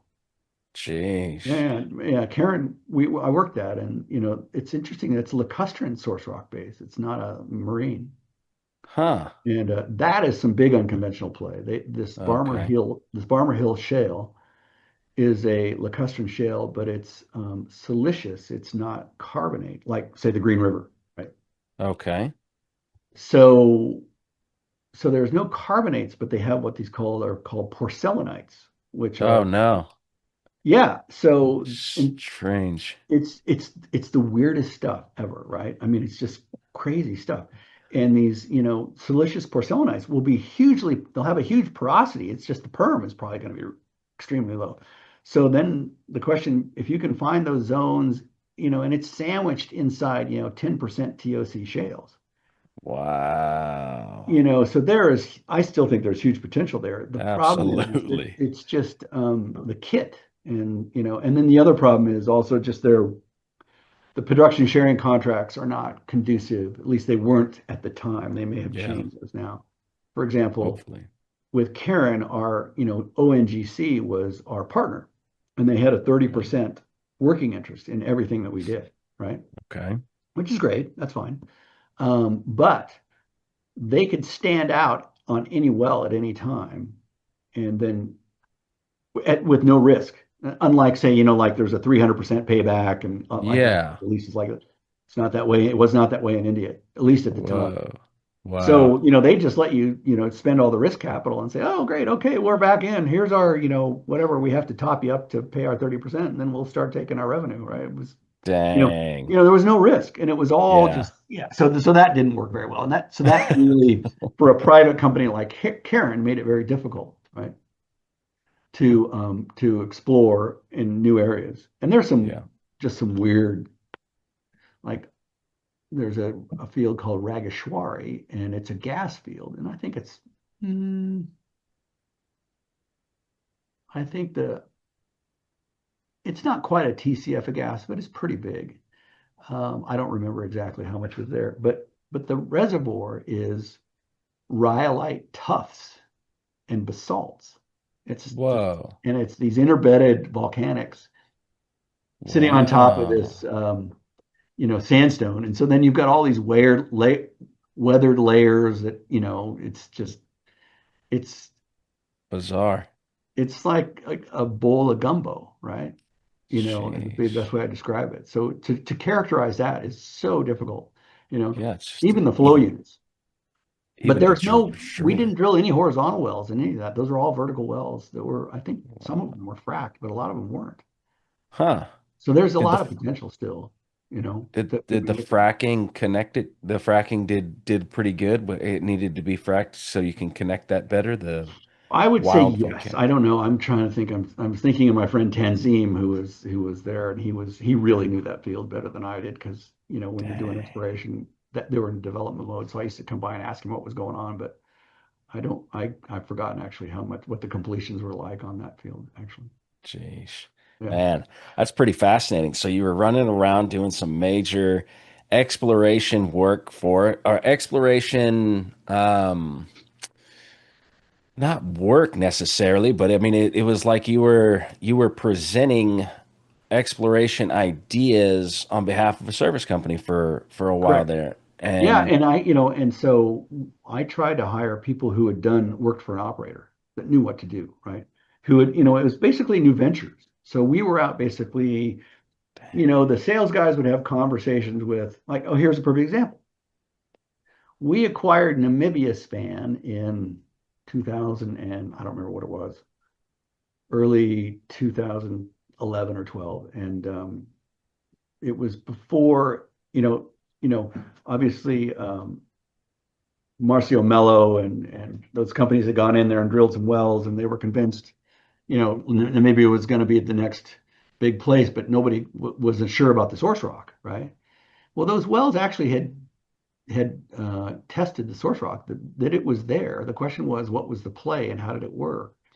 hmm, And so we had conversations with Total. This is one of the great things about this job was getting to meet all these really good scientists from all these, major operators in the IOCs. wow. I was talking with the structural head. His name is Jean-Claude Ringenbach, and we were talking about that. And he was saying, Brian, it'd be great if we could do this survey. And so one of the things I tried to bring to the seismic company from an operator standpoint was, what is the question that we're trying to answer? Mm, Before we design a survey, before we, put any boats in the water, what is the question, the key question for this margin that we need to understand that are going to bring people to explore in this area? Because if we don't answer that question, then we're just shooting getting sideways. data. Yeah, just getting data. And so then that allows you also to, you don't have to shoot, you don't have to carpet bomb a margin to do that. And then the design, I don't know if you would see that most of those span surveys the lines weren't straight. It wasn't an orthogonal grid by any stretch of the imagination. We would curve the lines, because Whoa. and make sure they tied key wells where we had biostratigraphic control, right? Age Okay. control. And then also you wanted to make sure that you were oriented orthogonal to depositional strike and dip, right? Okay. Because that changes across plane. And I learned that lesson the hard way in the Black Sea. We missed it by we were off on one section of that survey. We were probably off by 15 degrees. And so Oh we didn't man. image the fold and thrust belt very well in the Eastern Black Sea. Anyway, mistake. But nonetheless, that really helped with regard to then being able to say, oh, okay. And one of the things that came out of that was we could see where this outer high was, which is where Venus and Graph were drilled, and then the onlap of that Albion section. Right? You could see that. Mm, And that was, obviously they had 3Ds after that, but to develop the prospects. But from just, petroleum system standpoint, saying, okay, here is the yeah. play. This is how we could actually put hydrocarbons in these reservoirs. And so, obviously there's Total and Shell were really successful, and they were two of the underwriters for that survey.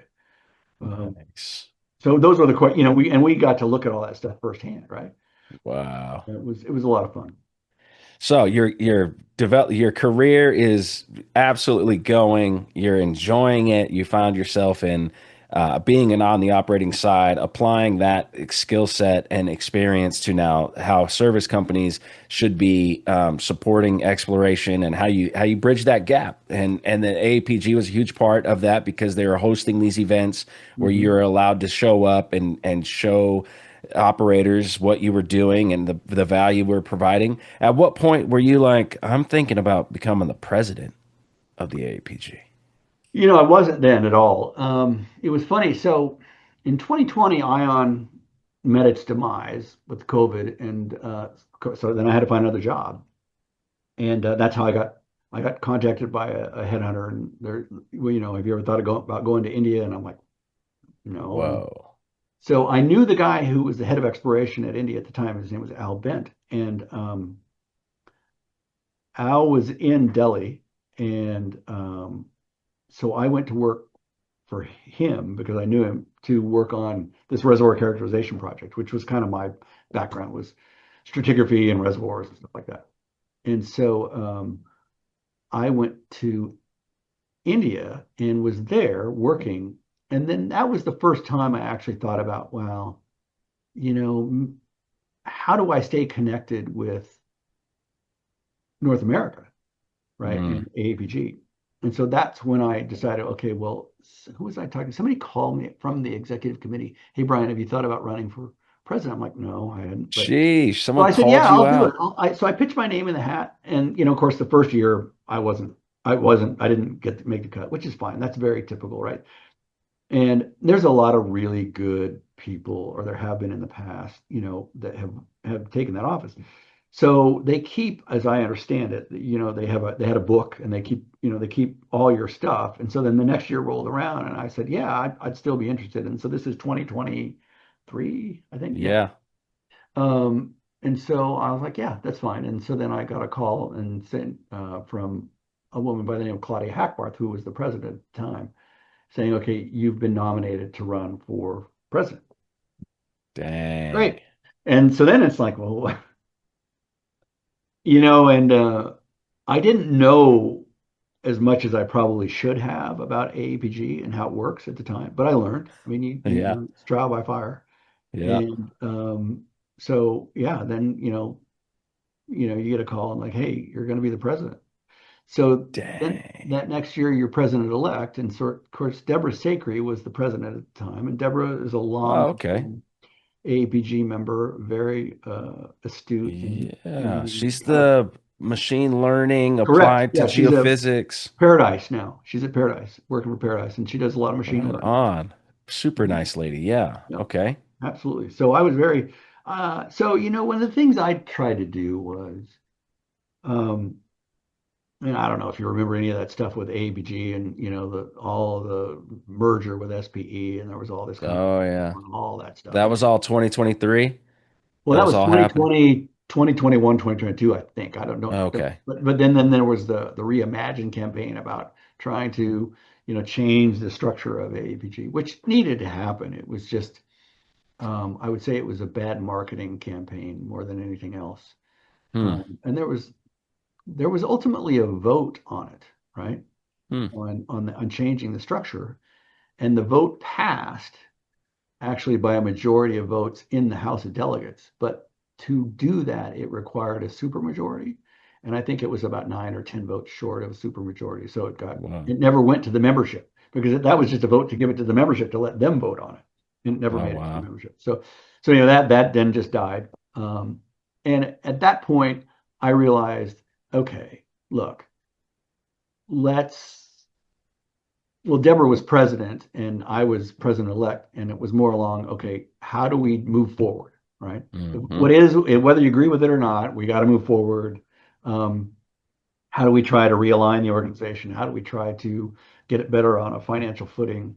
How do we try to engage the membership? And so I spent a lot of time, and I would say that Deborah and I probably, I tried to call her probably once a month or every few weeks and have just a conversation, right? Just Yeah. one, get to know each other, but two, then really learn from her about what was going on, what she was doing. Yeah. Because there was a lot of there's a lot of internal, the machine room of the organization that I was not aware of Hmm. when I became president-elect. So you try to learn that as well. How does it work? Who's involved?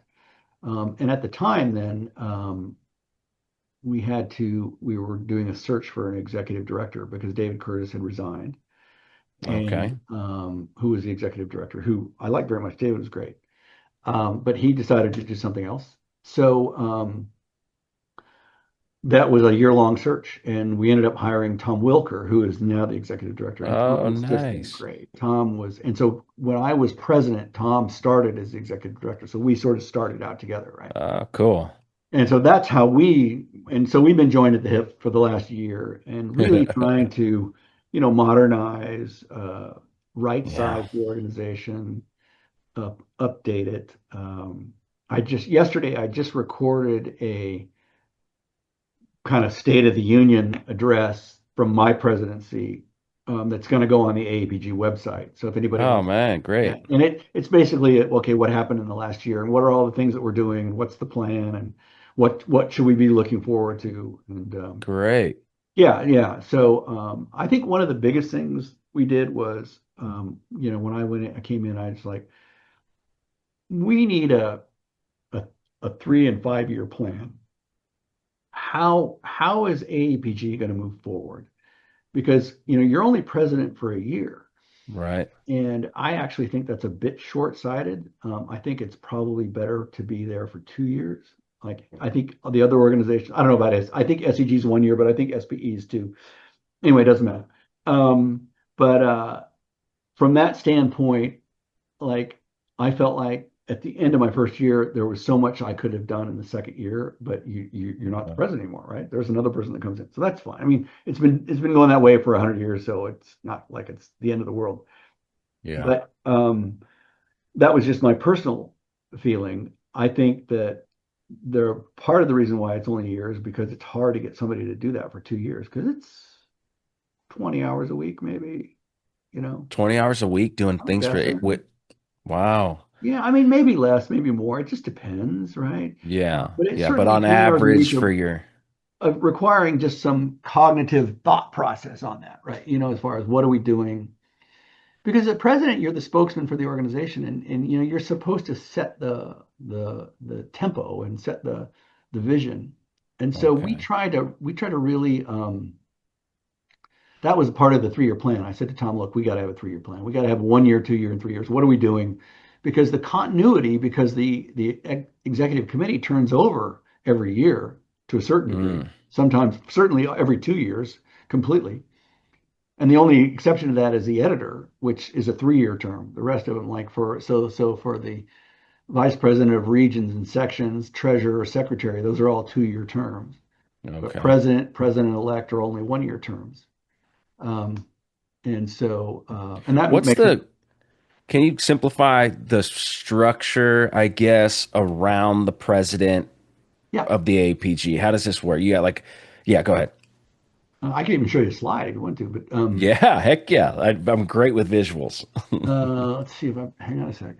Do you want me to? I don't know if I can bring it up. Let me just Yeah, you can share your screen. give me Absolutely. a I'm just curious. second. Like, the president has, like, the president of the United States has the House, the Senate, all these things, like different parts that are trying to lean on the decision making and the changes and the Correct. suggestions and influencing you. And I so this is the entire executive committee, right? So there is a president, there is a treasurer, all right, and a secretary. So there, Rebecca was, and you can see the length of the term is it, it's a 2-year term, right? yep. And then there's the vice president of regions, which is international, and then vice president of sections, which is domestic.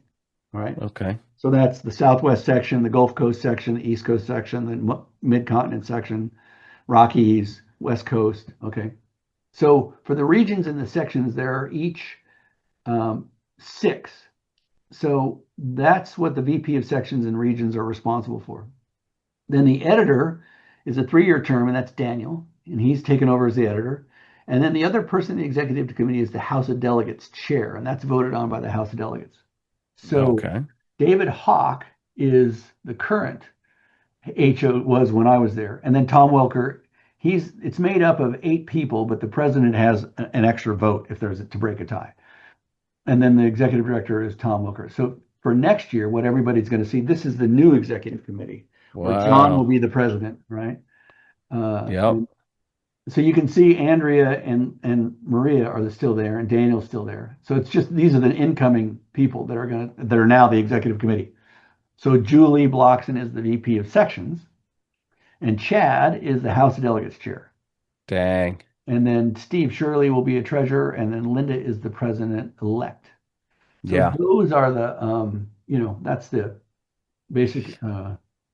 So the treasurer, that's like this is our budget. This is kind of where things have been. This is where hopefully we're going from a revenue standpoint. Correct. The Secret, treasurer, and so there are 2 committees. There is a budget committee, and there here. Do you want me to stop sharing now? I can stop sharing. that's up to you. Uh, I'll come back to you. Um, there are 2 committees. There's a budget committee. Okay, so that is how do we budget for the next year, and that's the treasurer, the president, the executive director, and I think president-elect is on that as well. Okay. So it's just a small committee, but that's what, so like, for example, the budget for 2026, 2027 has been set. And I brought that, well, actually, John brought it because he's the president-elect. He brings it to the executive committee and then it gets voted on. And that's what the budget is approved for that year. Okay. And the budget's to do what? Well, the budget is, here, I'll show you another slide. This is all in that, hang on a sec. Let me go here. I'm really looking forward to the video that you made and you talking about this that you said is going to be uploaded to AAPG website for us Yeah, to yeah. watch. So this is okay. So this is one of what I'm showing you are slides from that talk. But Man. okay, so when we started out, we were looking at the budget and we were seeing there was this huge overspend in G&A, admin, corporate services, oversight, right? And a huge underspend in the stuff that really matters, which was divisions, regions, sections, and programs. We were spending money on programs. The publication, so you see expenses and revenue, right? So Hmm. we were losing we were spending way more money than we were actually getting anything in. Now, part of that is because it's a nonprofit, so you have G&A obviously, but then the experiences, so that's stuff like image or the kind of seminars that we present and things like that, that is where all the money, the revenue is generated for AAPG, right? That's the revenue. Yeah. Okay.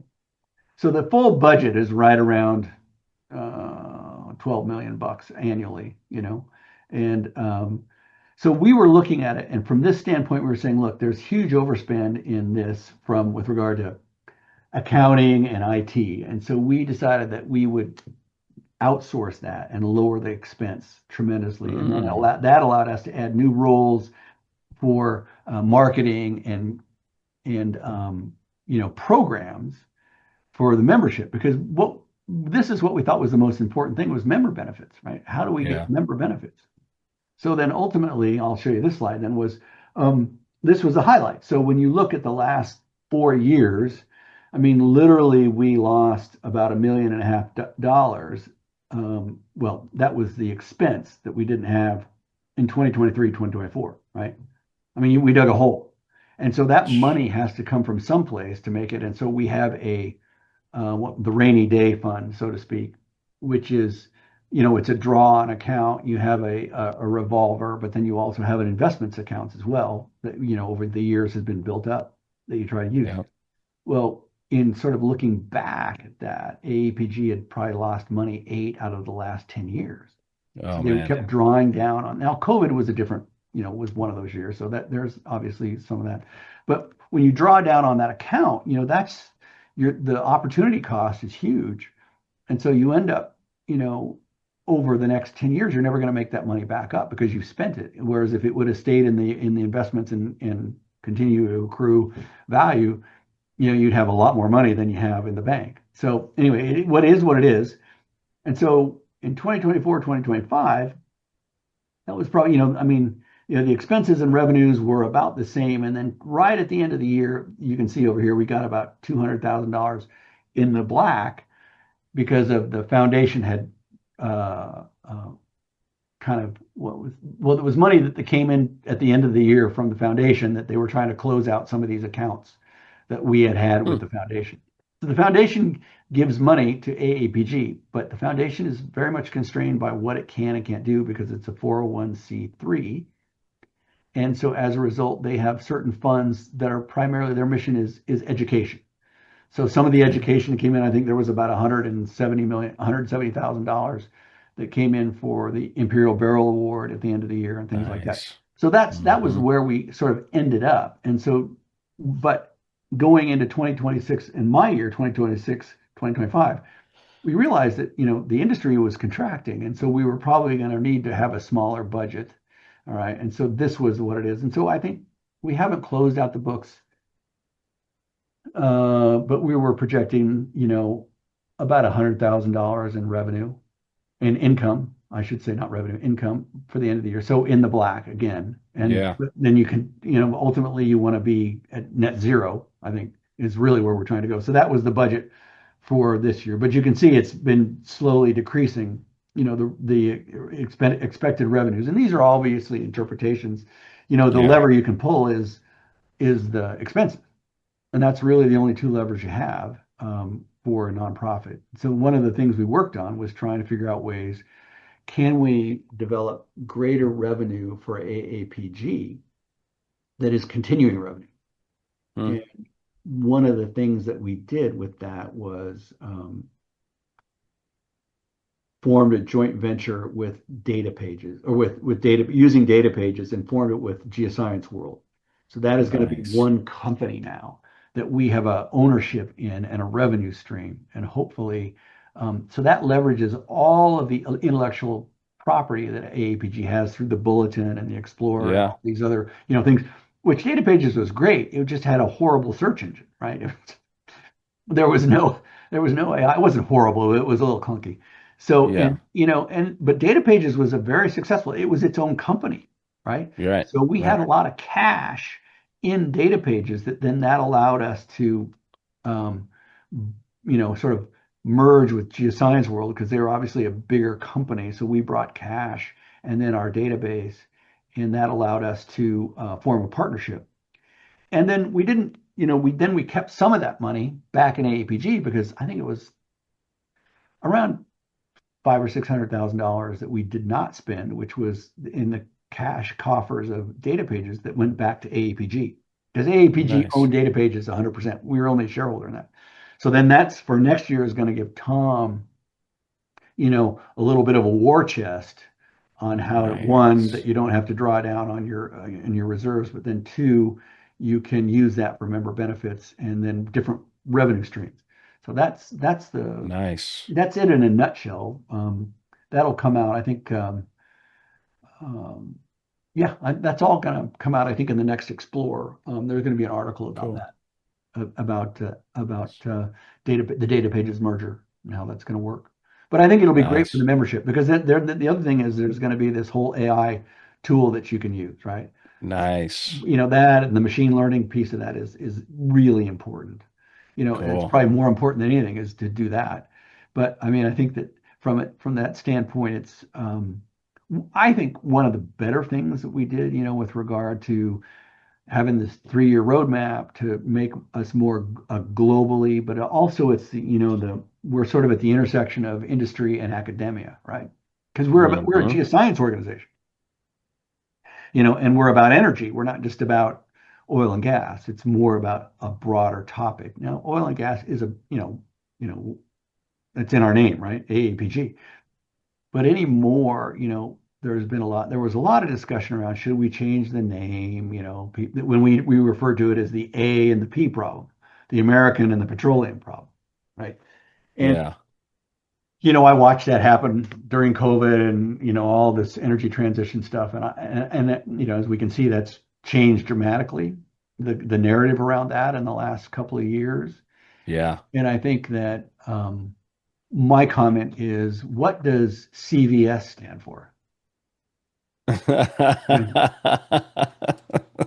Nobody knows. I have no idea. What is BP? Everybody knows BP or CBS, right? TGS even. I always Yeah, ask that right, question. What the exactly. hell's Yeah, TG? yeah. So so my view is AAPG is just a brand. We should just, That's you know, true. it's just Yep. that. It's a brand, and the thing is that, and John is going to focus on this a lot, the divisions with regard to the minerals division and the environmental geoscience division and the division of professional affairs. These are Hmm. things that have a broad range of application. Geoscience. I mean, I don't know anybody I've ever met at AAPG that wasn't concerned about the environment, right? Sure. You know what I'm saying? I mean, as a geoscientist, you love the environment. You don't, that's why you got It's in into the it, name. That's right. right? Science of the So earth, man. exactly. So from that standpoint, the narrative around that has to change, and really we're trying to, you know, I guess what I would say is, as geoscientists, encourage people to really go out and speak. Look, you know, we all in North America, are the lucky 1% of people. We have more. Our refrigerator uses more electricity than probably 4 billion people on the planet use Jeez. in a day. And Yeah. so what makes us think that we should, they shouldn't have that, right? Or what makes us think? So energy, I joke about that and I say that, energy is the economy. It's not part of the economy. That's right. Energy, without energy, we don't do anything. That's right. And Energy so is how do life. we how do we continue to promote that? And everybody wants it sustainable. Everybody wants it, um, clean and environmentally Sure. friendly. But at the same time, too, nothing is perfect. All forms of energy have positives and negatives. Yeah. And, so the question then becomes, what is the dialogue? It's not just political statements or, one way or the other, right? Yep. Yep. Energy I doesn't. like that's awesome. I like where this is going. I like where this is going. Yeah, the name, there's nothing wrong with the name. The brand of the APG is what you know, and it's dedication to geoscience and exploration and discoveries and the AAPG has been a part of this amazing history that has led to the point of kind of where we're at. And I think America is the leader in energy distribution for the world. I think that's who we are, and that's what we've developed. We have invested as a country beyond politics and everything else, we have the infrastructure and the ability to create this incredibly efficient form of energy, and we deliver it to the world. Like we distribute this form of energy to the rest of the world so that they can use, and that humans are flourishing, and we're going into this amazing time where we get to use this, and we are this thing. The APG is that, and that's why you have global members, and that's why it's a global society. I think it's because Mhm. its impact of doing this for so long and supporting that. Yeah, no, I wholeheartedly agree. And the other thing is I would say for me, one of the best things about AAPG has been the network more than anything else is just, and and what was, just so you know, I mean, when I threw my name in the hat for president, I did it because I realized that, I was kind of in the backwater in India. I mean, surrounded by 1.5 billion people, but it felt like I was in the backwater, right? But just to be able to broaden my network and to, Yeah. because, it's interesting in North America, the business in some ways has bifurcated from the standpoint that from conventional to unconventional. And Hmm. in particularly the lower 48, with the exception of Alaska, obviously.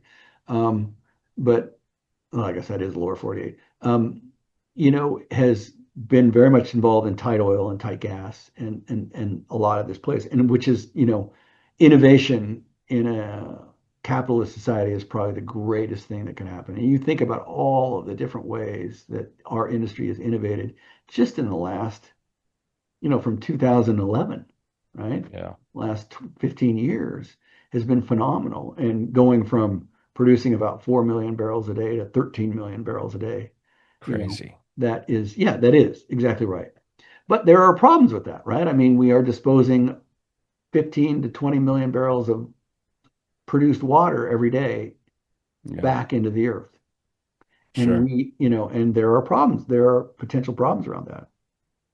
Yep. And as geoscientists, we need to be able to solve that. We have the tools, Yep. um, because, it's interesting. The last thing you would want to do as an organization is just not address it and then until you have a problem, because at that point, then it's a problem, and then that's when regulators and the government are going to step in, as opposed to Yeah. if you're proactive and saying, look, these are the things we're doing about that. We're trying to mitigate this. Um, these are different solutions we potentially have as a partnership. I think we would be on, and as an industry on a much better footing, right? To Hmm. the fact that we're addressing that, and so that's happening. I mean, the stuff that TextNet is doing at the Bureau of Economic Geology is great. A lot of the things that are happening, with, now the big thing is everybody's against data centers, right? Yeah. Oh no, that's, and it's the NIMBY thing. And so there actually have to be, I was listening, I don't know if you ever listened to the Veriton guys, Maynard Holt and that podcast, that they do every week, and then Arjun Murti.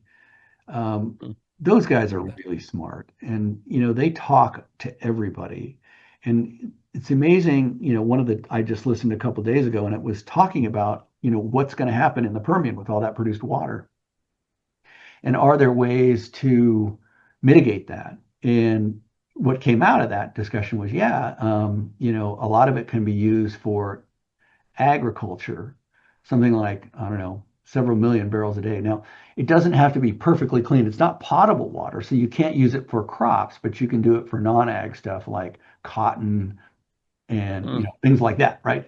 Sure. And that's huge in Texas. I mean, they need that water. So and it's all going to be a commercial thing, right? I mean, it's how much is it going to cost for me to clean this water up, and what do I do with it? Exactly.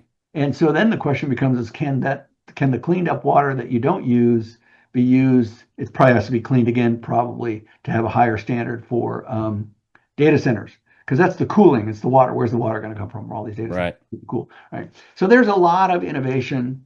The question really becomes is who's going to pay for it, right?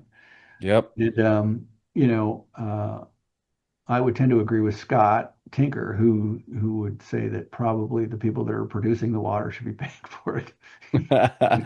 They're Yeah, the ones that took it out of the ground, you know. that's right. So Yeah, and they're profiting from that as well, right? So, but I sure. mean, I don't know. I'm not saying, I there's probably a myriad of things that I don't know about that, so I wouldn't be, so sanguine to think that, oh yeah, I have the answer.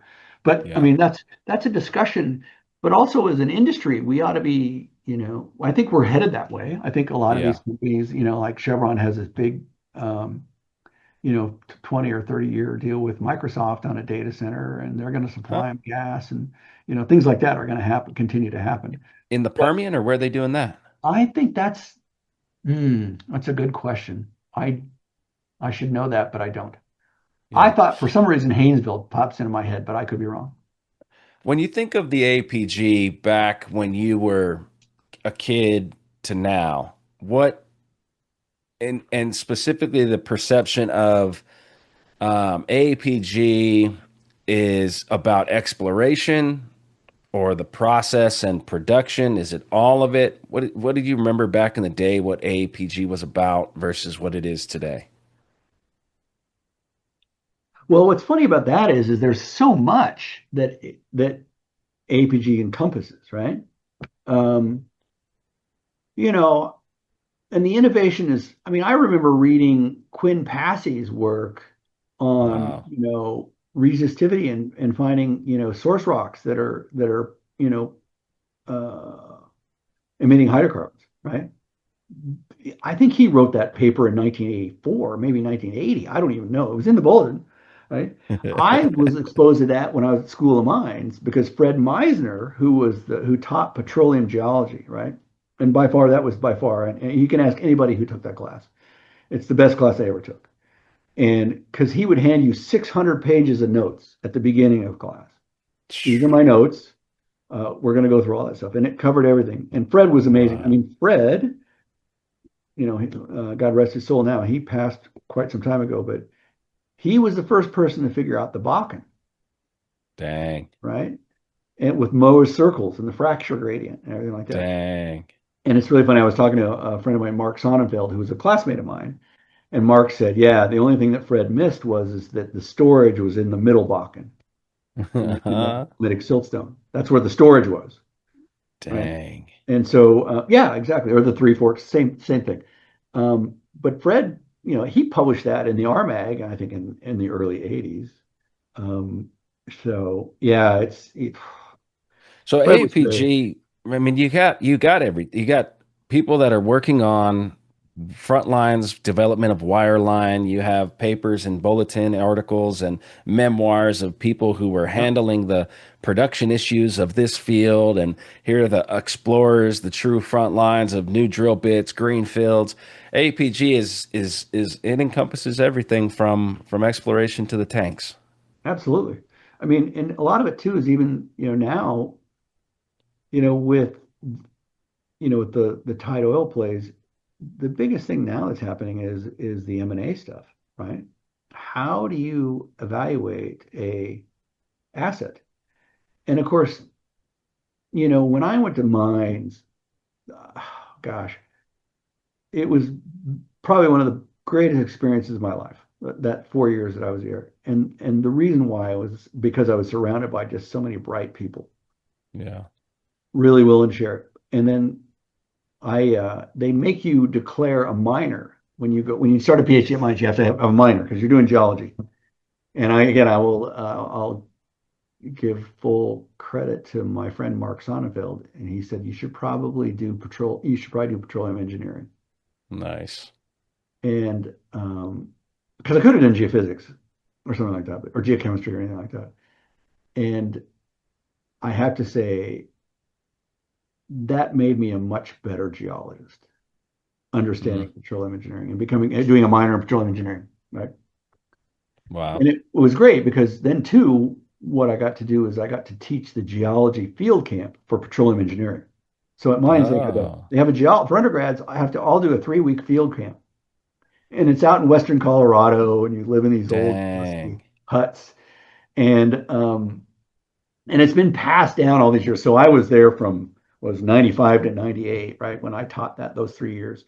And I taught it 1 year with Mark and then a couple years with a guy by the name of Jim Bohr, and then Donna Anderson and Jennifer Miskimmons, who's now the president of SPE, took it over. Mm. Jennifer was faculty in the PE department. And, so you build on all that stuff and you make it better every year. But what was fun about that was, you know, I learned how to speak to reservoir engineers from a Yeah. geological perspective because they were all there, what do we need to do this geology for? I don't know Yeah. geology, this is Just tell me stupid. the rock proproperties. I don't need to Right, know what the exactly. heck And so what's then I going was on able here. to, like, you take them to an outcrop and you say, okay, hey, you see this boundary between the shale and the sandstone, draw a capillary pressure curve across that boundary. What is that going to look like? Right? Whoa. That's the limit of your reservoir. And this is what so then they begin to kind of understand, oh yeah, the rocks maybe do have something to do with this, right? So it was great. But again, also engineers deal with data, right? You have to believe Yeah. them, right? For the most part, you know. Um, Yeah. Yeah, and there's kind of been a transition, right? Like oh back in yeah, the day, larger companies were more geologists kind of ran, and then it switched to engineering, and now they're arguments is, bigger companies are getting switched to more financial minded, right? People who are running these companies. You'd agree that that's kind of how the transition's gone? yeah, no, it is. And it's funny because, this comes back to my, first job and trying to understand all those different things, And so for me now, the commercial side of that is probably most salient. And I remember, you know, a past president of AAPG, his name was Marlon Downey, and his famous quote was, geology is a science, but exploration is a business, you know. Yeah. And I was just talking to these guys just last week, and the question I asked them was, well, what would you call an effective, exploration program, right? And the guy at the card table said, well, we're going to make money. Like, yeah, we're here to make money. We're not doing science projects, right? You're right, And right. so, from that standpoint, it was, yeah, and he's right. That's what it's about. I mean, at the end of the day, so you still have to, you know, and there's a difference between research and, applied geoscience in some ways. Yeah, And what's interesting now is that all of those companies like ExxonMobil and Chevron and Arco and BP, they all had labs during the 70s and 80s, right, 60s, 70s. right, Those are all gone. right. Now, all of those research types are embedded in assets, or maybe they have a functional team that does stuff. They're all probably organized a little bit differently, and now more along the lines of subject matter experts. But one of the things I found was, we would invest in these consortias, around different Sure. universities, which was the way the universities reacted to the research. They developed consortias and then got funding that way. But the problem with that one was I always found was there was generally only a handful of people who were the consortia kind of leaders for that particular company actually ever gleaned all the information. Right? Jeez. It was really Yeah. hard to push it down and drive it down into the organization, right? Wow. And I think that's the difference now was is before there were field trips. Like when I started at Amoco, we would, you did well as as a new hire, I probably did 8 weeks of training a year, right? Which Wow. is great. You can't, they wouldn't do that now, right? I mean, you know, or maybe they do. I Mm, don't know. I'm not sure. I can't speak to that. It would be great if they did. I mean, I right. was, fortunate enough to, I did a trip down the modern Mississippi River, right, in a helicopter. So you land on the Jeez. levee, you can actually see what's going on. You have a whole different perspective of the scale. Yeah, right. You go to head of passes and you can watch the boats come in and out, right? And it was amazing, right? Yeah. And yeah, that was taught by Larry Meckel, who was famous. He and Harry Roberts and those guys at LSU who did a lot of that work in on the deltas in Louisiana and understanding those processes were the titans of that Man. whole educational system, right? And learning that. I think Harry just passed not too long ago, right? Jeez. So that was the heyday, I think, in a lot of that stuff. there are really a lot of sharp people doing it now, but Sure. it seems to be fewer and far between, I guess.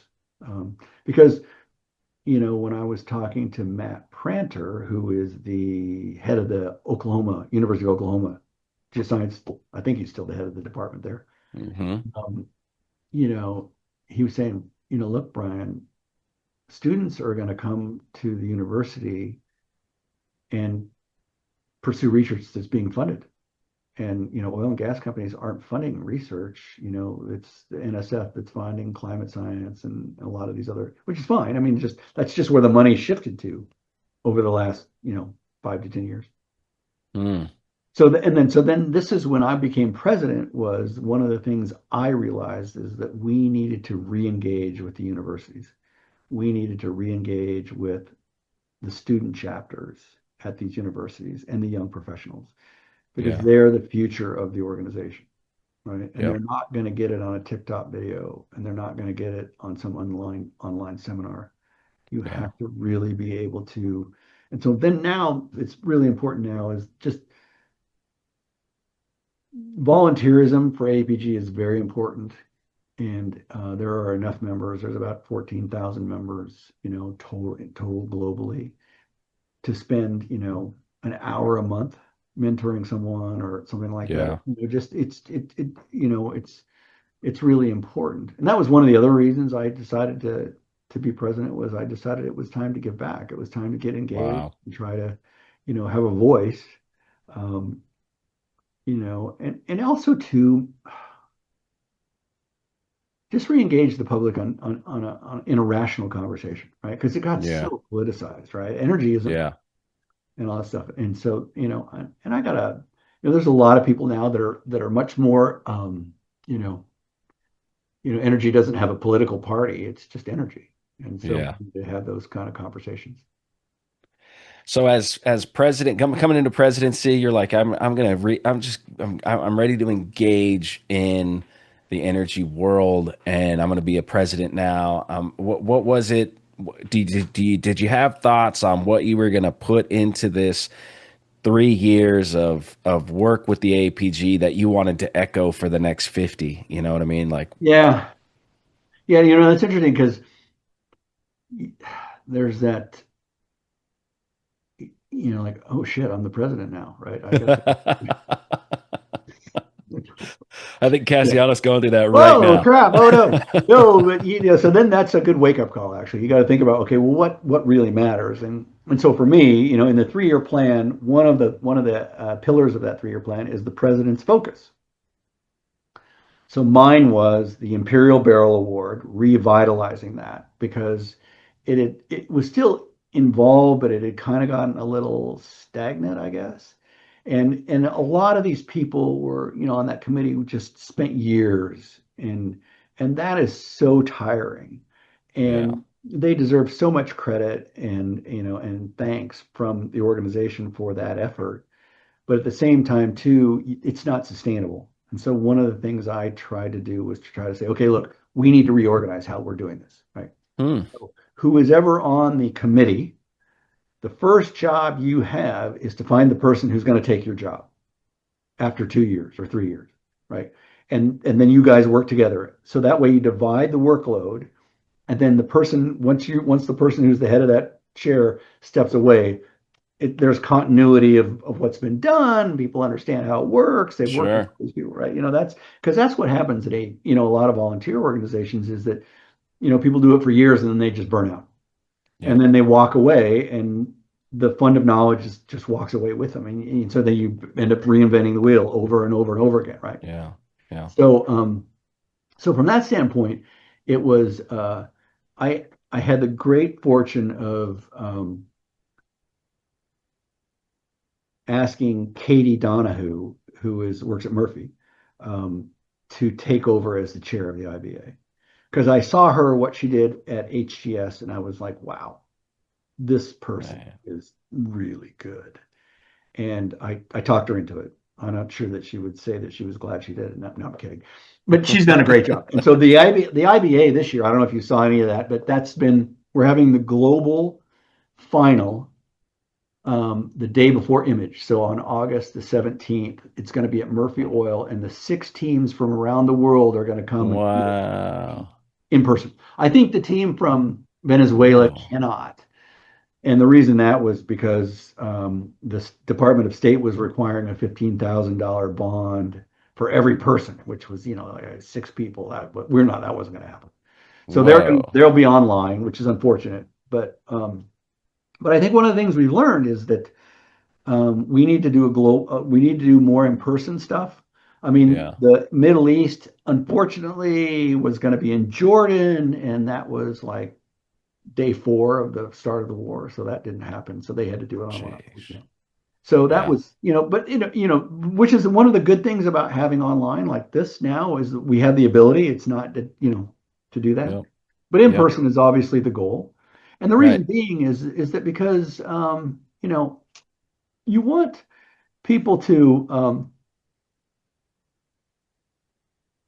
you want people to be able to meet each other and all these other students Exactly. each other, right? Exactly.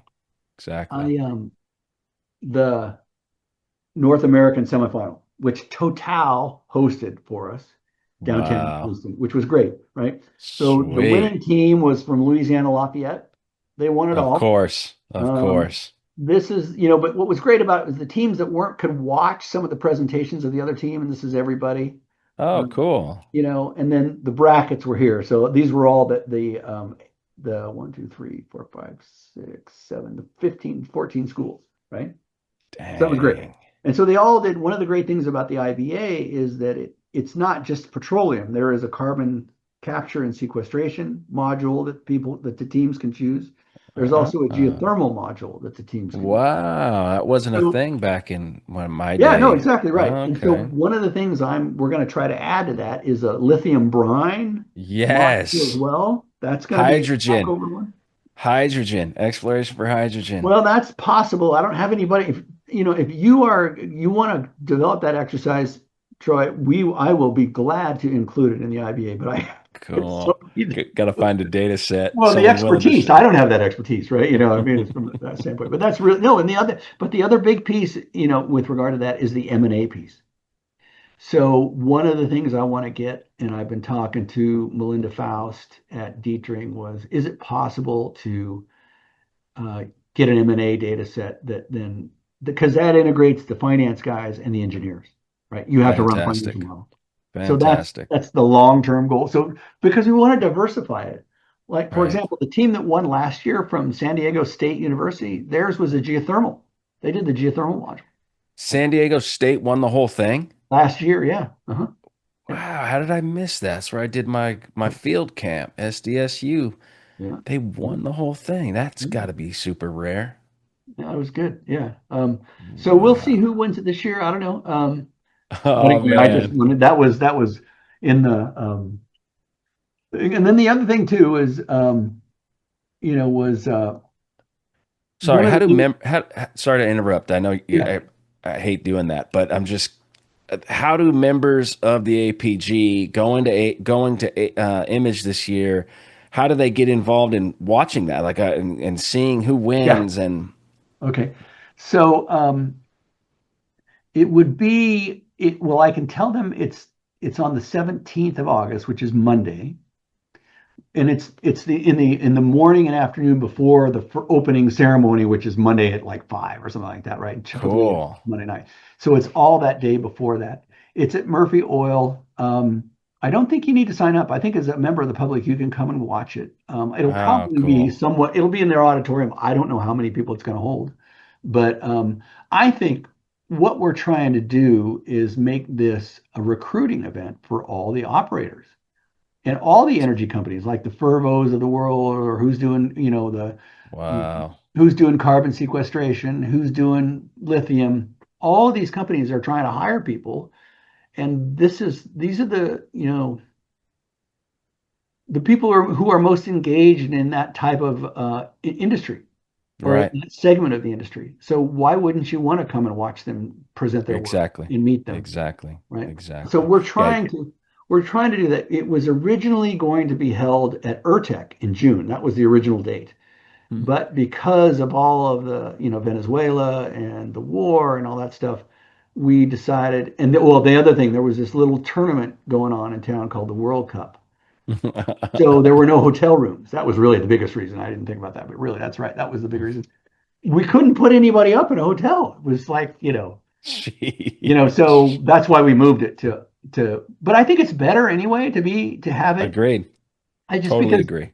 and so one of the reasons it's being held at Murphy is because trying to hold an online event at the George R. Brown with all of the vagaries of IT at a convention center is probably not what you want to do. Whereas if you go to, you know, Murphy's got it down, right? I mean, and Yeah. they've got it down. So I am eternally grateful to Murphy and Chris Olson and his staff and all the people who are involved in that. And I got to That's hand so it good. to Total as well. Amanda Johnson, who is on the far left in this upper, this is Amanda. She's got the boot on right here. She did, Okay. she's at Total. She did a great job organizing all this, and you know, um, it was a great event, right? And so the other part about this is this is how we engage the young professionals Right. because they can then be mentors, people who've gone through and done the IBA, who've worked through some of this stuff. I mean, these are students, that really need help and guidance. And Yeah. it's not like you're going to do the work for them, but you can certainly tell them what's of value and what's not because they only get 10 weeks. And so another Sure. part of this too is we're trying to make it an online data room, instead of FTPing, say, Y files all over the planet or whatever, Yeah. it's just so we're trying to bring it into the 21st century. And Schlumberger did a great job with their Delphi solution for us. Right Um, on. Down under geophysics provided software, and so we're going Wow. to try to continue those partnerships as well, hopefully with S&P, but I guess all that kingdom's going to own is under the purview of Schlumberger now. So, but That's anyway, awesome. those are the things that we're trying to do to make it you know, as common as what you would do if you were started at an oil and gas company Exactly. that's what we want to do. Or if you were working for Fervo Energy or something like that. So Susanna Webb, who's the EV, I think she's the VP of Geoscience at Fervo. They had that big IP, um, um, last week or last month. You know, she's going to be at the final judging, so that'll be. I Nice. think at least she'd agreed to. I hopefully she'll be able to show up. Her schedule doesn't get too busy, but Yeah. and that's the other thing we need subject matter experts to do the judging as well. Uh, Yeah. there's a myriad of ways to volunteer, and Sure. then also the other thing is I think perhaps most importantly would be for um, alums of different universities around North America and Canada to go back and re-engage with their um, schools, right? Because we've kind of Mm-hmm. lost that connection. And part of it too has been, there's the great crew change that everybody talked about. And you look at AAPG's demographics, and we're older than we are younger, right? Yeah. And so the same thing has happened at all these universities, like the Harry Roberts or the Bob Weimers or even Paul Weimer, who at CU was there for years, and he's retired. And a lot of this people who had this connection to the oil and gas industry, we don't have nearly that as much. And a lot of university geoscience departments aren't teaching petroleum geology, or they're not teaching Right. a lot of the nuts and bolts courses anymore.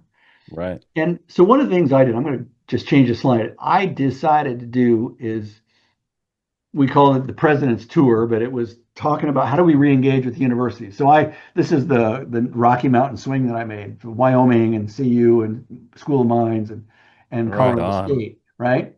And so Love it.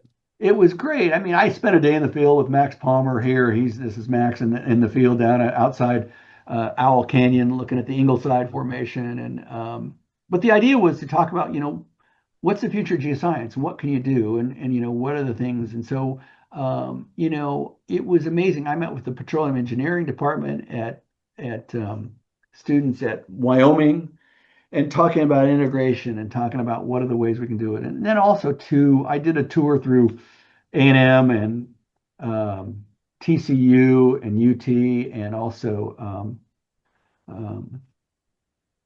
SMU as well.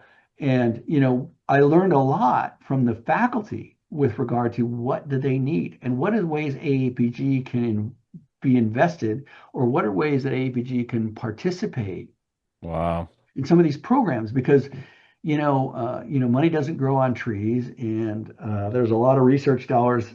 Some you know departments are very well funded, but with regard to having the skill sets to teach a lot of these diverse topics, that doesn't exist, because they would need too large of a faculty, right? And then the other Hmm. thing is that I learned this from Danny Stockley, who is at the head at UT. He is the dean at the Jackson School, and he was saying, Brian, one of the issues is I can have 4 people sign up for a class, but if there's only 3 or 4 people to sign up, I can't teach it, because I have a threshold of students that I have to have in a class to be able to teach it.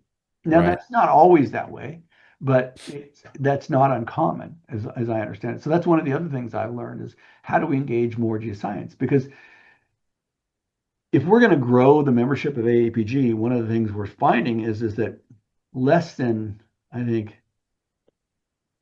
5% of the geoscience graduates go into petroleum geology, right? Hmm. So on an annual basis, that means you're chasing, I think Tom Wilker did this analysis, so I may have the numbers wrong, but bear with me. It basically equates to about less than 200 students a year coming out with science Whoa. degrees that are actually pursuing, a petroleum base. So here, how are we going to grow AAPG when there's only 200 people a year going into the field? And then the other Yeah. question is where are all these companies going to hire these people? Because they're very well aware of it. I have talked to a lot of VPs. I was talking to a VP of geoscience from a large independent, and his comment was, Brian, I have a lot of 7 to 12 year people in my organization who have drilled hundreds of wells, okay, but they've drilled 100 of the same thing, Hmm. right? And so, and he said that's a concern. How are we gonna? How do I, And that's not to say they can't retool or anything like that. I mean, I'm just saying that's just the experience of that they have. And so that's one of the questions is going to be going forward for, a lot of the North American operators is, okay, how are you going to grow? How are you going to do exploration? Because, you can buy production. Okay, and that's why Yep. the M&A world and the consolidation of the industry, like the Coterra Devon deal or a lot of these things, right? Which is going to continue to happen. That's inevitable. But that's not really adding any value per se, right? It's not adding, you're just adding production and adding reserves at the same time. So the RP ratio is not changing at all. You're not moving the needle as far as growing you know, you're making money, and your Yeah. EBITDA still goes up, and you're pushing your impairments for whatever you've got on your books, Yep. down the road, right? But Yep. but ultimately that bill comes due. And the only way to write that off is to actually grow your reserve base organically to a certain degree. I might not have all the answers. That's just the way I see it as a geoscientist. Yeah. Sure, there's some Yeah. very sharp commercial people that could tell me I'm wrong, and that's okay. Argue against it. Yeah, Yeah. yeah, it's Like, fine. I mean, again, but yeah, yeah, greenfields, man. You're talking exploration, right? You're talking about getting, leveraging that production, leveraging that cash flow, leveraging a healthy EBITDA projection, and go do something with that. Go do something that's right. really gonna build something for the Well, company. and this is sort of a result of the transformation of the energy industry in the last 10 years, because it's about in shareholder return, right?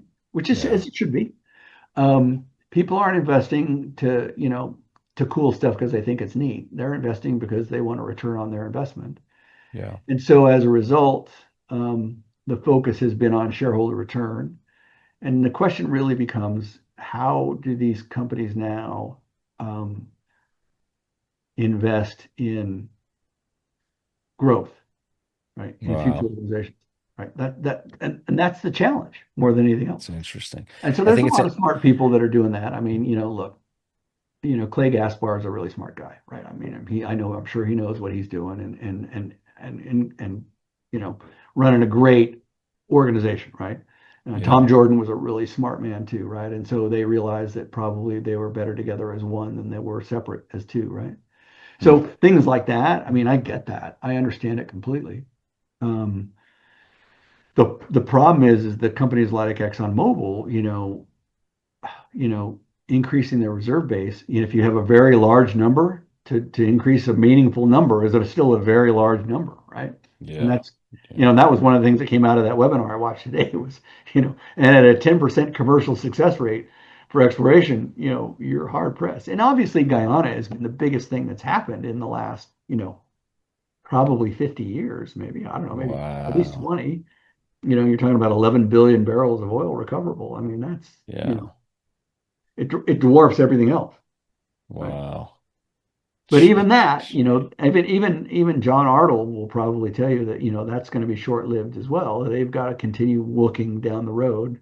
Yep. Um, you know, so Yep. Man, I like it. I like the president's tour, the university engagement. I think that's such a great idea for each president to do that like heavily and engage with the students. I love this idea that the IBA is talking about this the project. You can have five geoscientists and each one of them is going to have a different role, and that's how it was when we did it. Was you have a structural geologist, you have a geochemist telling us about the source rock, you have the stratigrapher, you have these different roles that are trying to explain the project and calculate the risk and think about reserves or think about its potential and all these things. But that is such a beyond the geoscience department project that it makes great sense to have the president of the APG show up to universities, talk about the IBA competition in front of not just the geoscience division, but the engineers and the risk assessments and the MBA programs, getting people to understand that you got to learn how to present as a team the project and where's the risk, and then that's going to take the people in industry, that's going to capture them to think, oh, I want to go watch these students because it's an MBA student talking with a geoscience student, talking with an engineering student. This is that's what we do day to day. And these right, companies, I mean, that's such a cool idea. And I hope Cassiano gets the opportunity to go to UTSA and other schools that he's, close with over the years and been involved with because he does all the sectional stuff, right? right, And which is incredibly powerful and I think incredibly needed at a time where the industry is being forced to think about integration. Oil and gas companies are being forced to think about what else can you create a profit with? yeah, Is it the mhm, produced water? Is it do we have a lithium play here? Is there hydrogen pockets in between all this unconventional horizontal wells we just drilled? Like, what are these other opportunities we can do as a company? At yeah. the same time, AAPG is providing a platform for all these students and super bright kids to come through and explain how they can help, how they can be a part of that. Well, and the other thing is that I can't think of another industry where you could have the diversity of opportunity and also the financial backing. That was one of the things for me, being in working for a major, That's just the awesome. opportunities that you get exposed to. Everybody wanted to work an expat assignment, which is great. But even that isn't, I mean, when I started out, I worked in the Rockies, and what I was told was, look, if you work the Rocky Mountain basins, it will prepare you to do global exploration. The only thing that you will not be able to have a good handle on is carbonates, unless you work the Williston, right? Wow. Because that's the main carbonate, basin. But anyway, Crazy.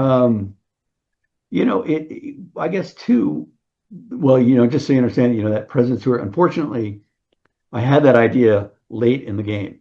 And so it started, I only got to start it in April. And so the school year was over. I should have started in the fall, right? Right, right. Because I could have gotten a lot more schools.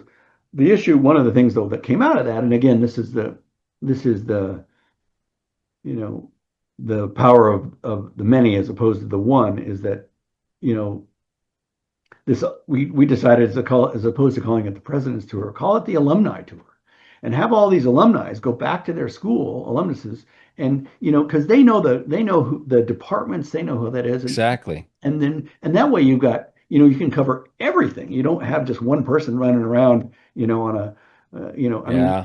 I spent a couple of weeks and it was great. I mean, I spent most of my time in Denver and it was easy to drive up to Laramie and all that stuff. So it was fun for me, right, Yeah. to be around the house. Yeah. But I mean, as far as, and then, I spent a day driving up to A&M, and then on up to Dallas, and, so that was easy. The only other one was I wanted to do the West Texas. I wanted to do UT Permian Basin and UT, Ah. and we just never got out there because that was Yeah. like, April 20th or something like that. And so the school year was Yeah. basically over, right? And so I didn't even Yeah. try, which is unfortunate because I would have loved to spend some time in Midland. And I Heck guess that's yeah. the one regret I have as being AAPG president, was not being able to do that. I am Huh. going to Well, go you out and give a talk at I think it's the Midland Geological Society. West Texas Geologic West Texas, Society. yeah, yeah, yeah. So I'm going Nice. to You're going talk to there, and I think the fall symposium? Yeah, September fall symposium, man. yeah, That's no, but it's just a lunch or something like that. I think it's kind of around that time. I'll have to check my calendar. I don't remember the date exactly, well, but as president-elect, I mean, past president, you can now visit UTPB. That would be yeah, awesome. I'd I'll be bring happy a to do camera. I'll bring a camera and a microphone. that. You can talk to the students, That'd be tell great. them, get involved with the IBA. There's no reason every university with a geology department should be not, they should be competing in the IBA, especially I would now agree with that. Yeah, now more than ever because you got geothermal, lithium brines, you're bringing beyond, it's natural resources, man. It's there's no other organization that has got so much in understanding the subsurface. Yes, it was applied for oil and gas, but the technologies, the ideas, the memoirs, all the yeah. APG information that you have to have that if you're going to go for geothermal or lithium brines or whatever your other natural resource you want to go for. It's going to be built off of what the APG did and the SPWLA and these other organizations that have 60 years plus Mhm. data and information and scientists for years and years and years contributing ideas and information to these societies. You got to have access to that stuff. Yeah. No, you're right. The other thing is that the best way to do it is to talk to somebody, right? Because they can tell you about their experience, and then you, at least for me, that is the way I learn. I learn, I mean, I can read papers and do all that stuff, and um, which is fine, and that's a big part of what I do on a day-to-day basis. But at the same time, too, I would much prefer to just talk to somebody and work on a problem together with them. That's Yeah. more interesting to me, just because it's a little bit more interactive, right? It's not Yeah. just so didactic. Yeah. But Man. yeah. Anything Well, and else you hopefully, want I to? mean, I mean, Cassiano, we'll let John make his choice around that. I mean, he is the president now, and so he needs to Yeah. take the lead on that. But I'm happy to do that anytime. And That's maybe awesome. that's what I should do when I go to West Texas. I should just try to get out to UTPB and do that. That would be awesome. As an old Falcon talking to the past president of the APG, it would go a long ways just to poke yourself into one of those classes. There'll be Yeah, a yeah. bunch of volunteers at the event that you're going to speak at that are from UTPB that are Thank volunteering to help with the slides and do different things at the event.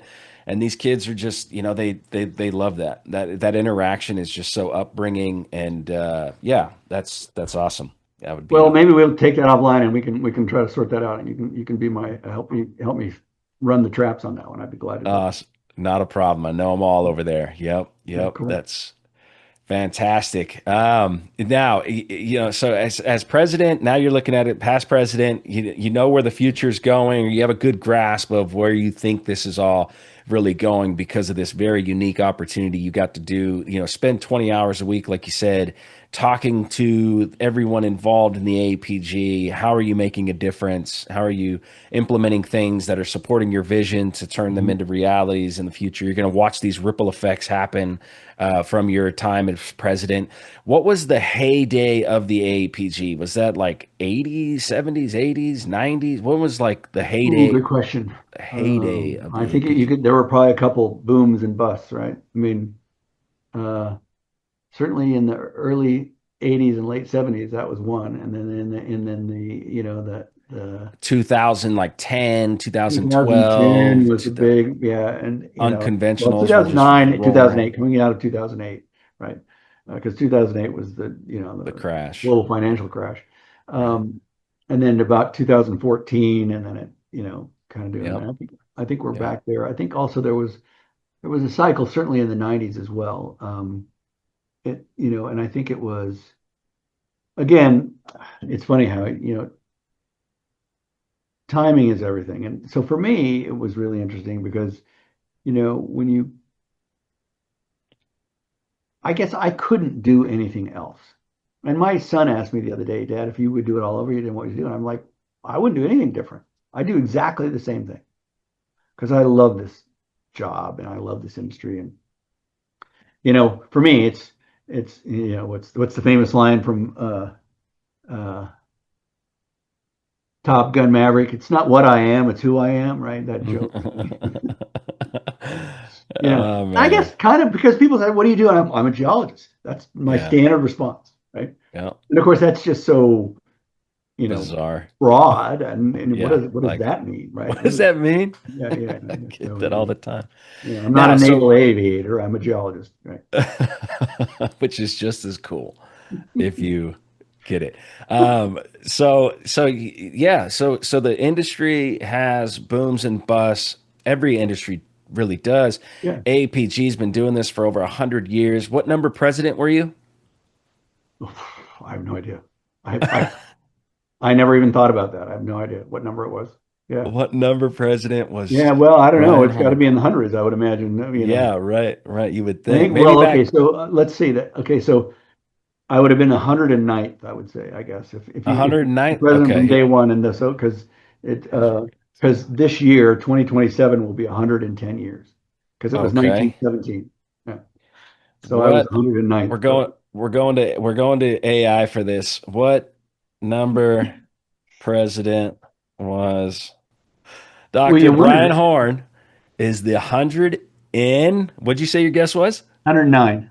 109th president of the American Association of Petroleum Geologists, Oh, I was right. AAPG.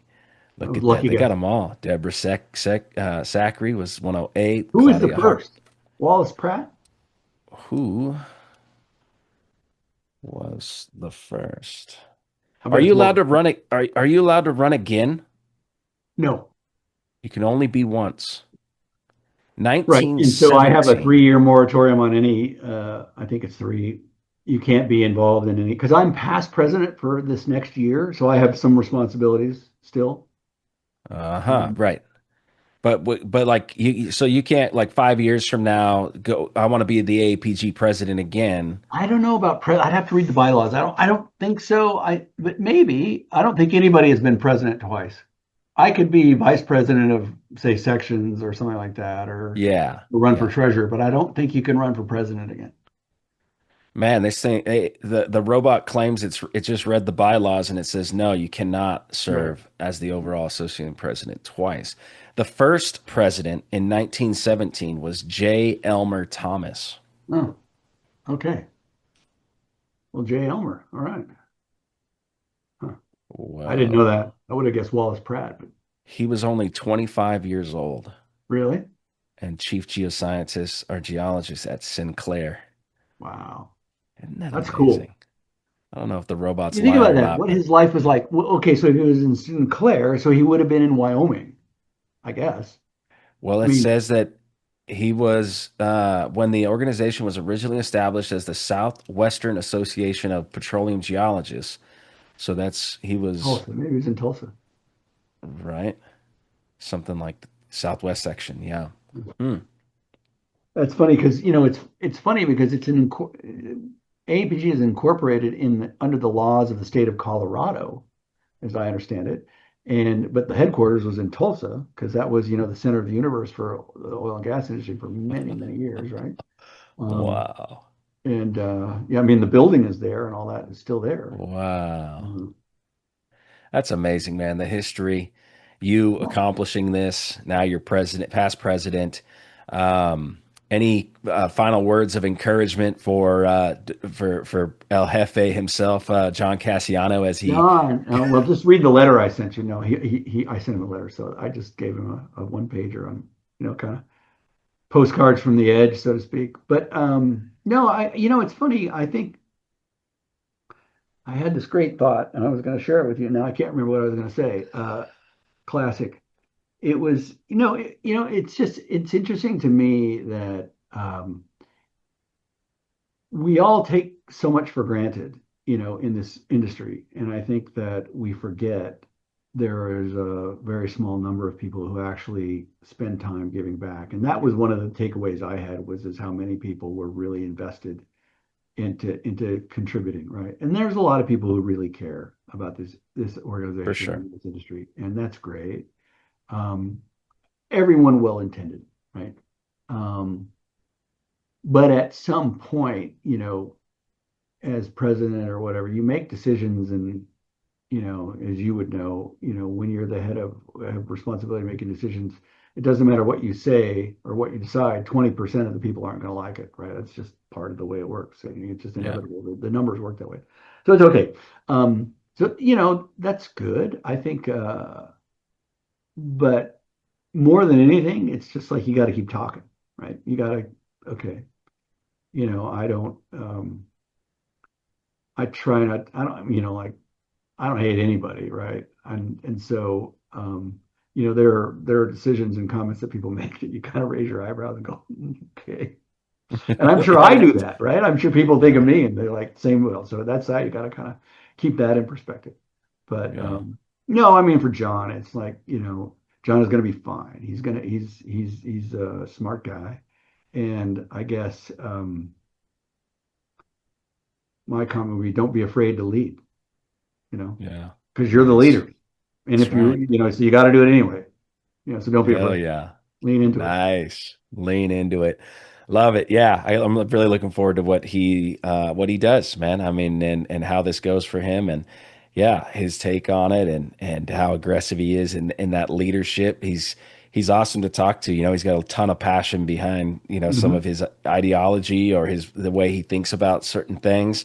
And it's awesome, man. Like that whatever you're saying is hitting my perception right in a certain way that my time with spending with you is what it is, and I'm allowing you to just express yourself. And you're the president of the AAPG. You're the past president of the AAPG. You earn the right to express yourself and explain how you feel, why you feel that way, and get it out there, man. Because there's as many 20 percenters there are that don't want to hear it. There's that many more that do, and that it resonates with, and it inspires. And it's the passion behind it overcomes what you're saying. And if it's right or wrong, you're passionate. That's where we need to spend our time and attention needs to be with passion, emotion. Let it out, man, because I feel that way too. Let's talk about it. Well, there's two things I would say to the membership is when you got to vote, right? Like on all these elections, maybe 20% of the membership actually votes in the Wow. elections, which is unfortunate. Um, the other issue is now as my job as past president, I have two jobs. It's on the nominations and awards committee. So my job this next year is to find who is going to be the nominees for president-elect, who are going to be the Wow. nominees for treasurer, and who are going to be the nominees for vice president of regions. Okay. Dang. So that is, and part of that too is, and I know in the past AAPG has struggled with getting people to run for office, and I get it Yeah. because it takes time, Yeah. and people all have day jobs. Yeah. Um, And it just feels overwhelming when you say that. Hey, are you interested in running for president-elect APG? It's like, what? Like, what does that mean? well, the other part about that was is that when I came on, I one of the first things I did with the executive committee was had everybody write the job description Yeah. because wasn't a job description, right?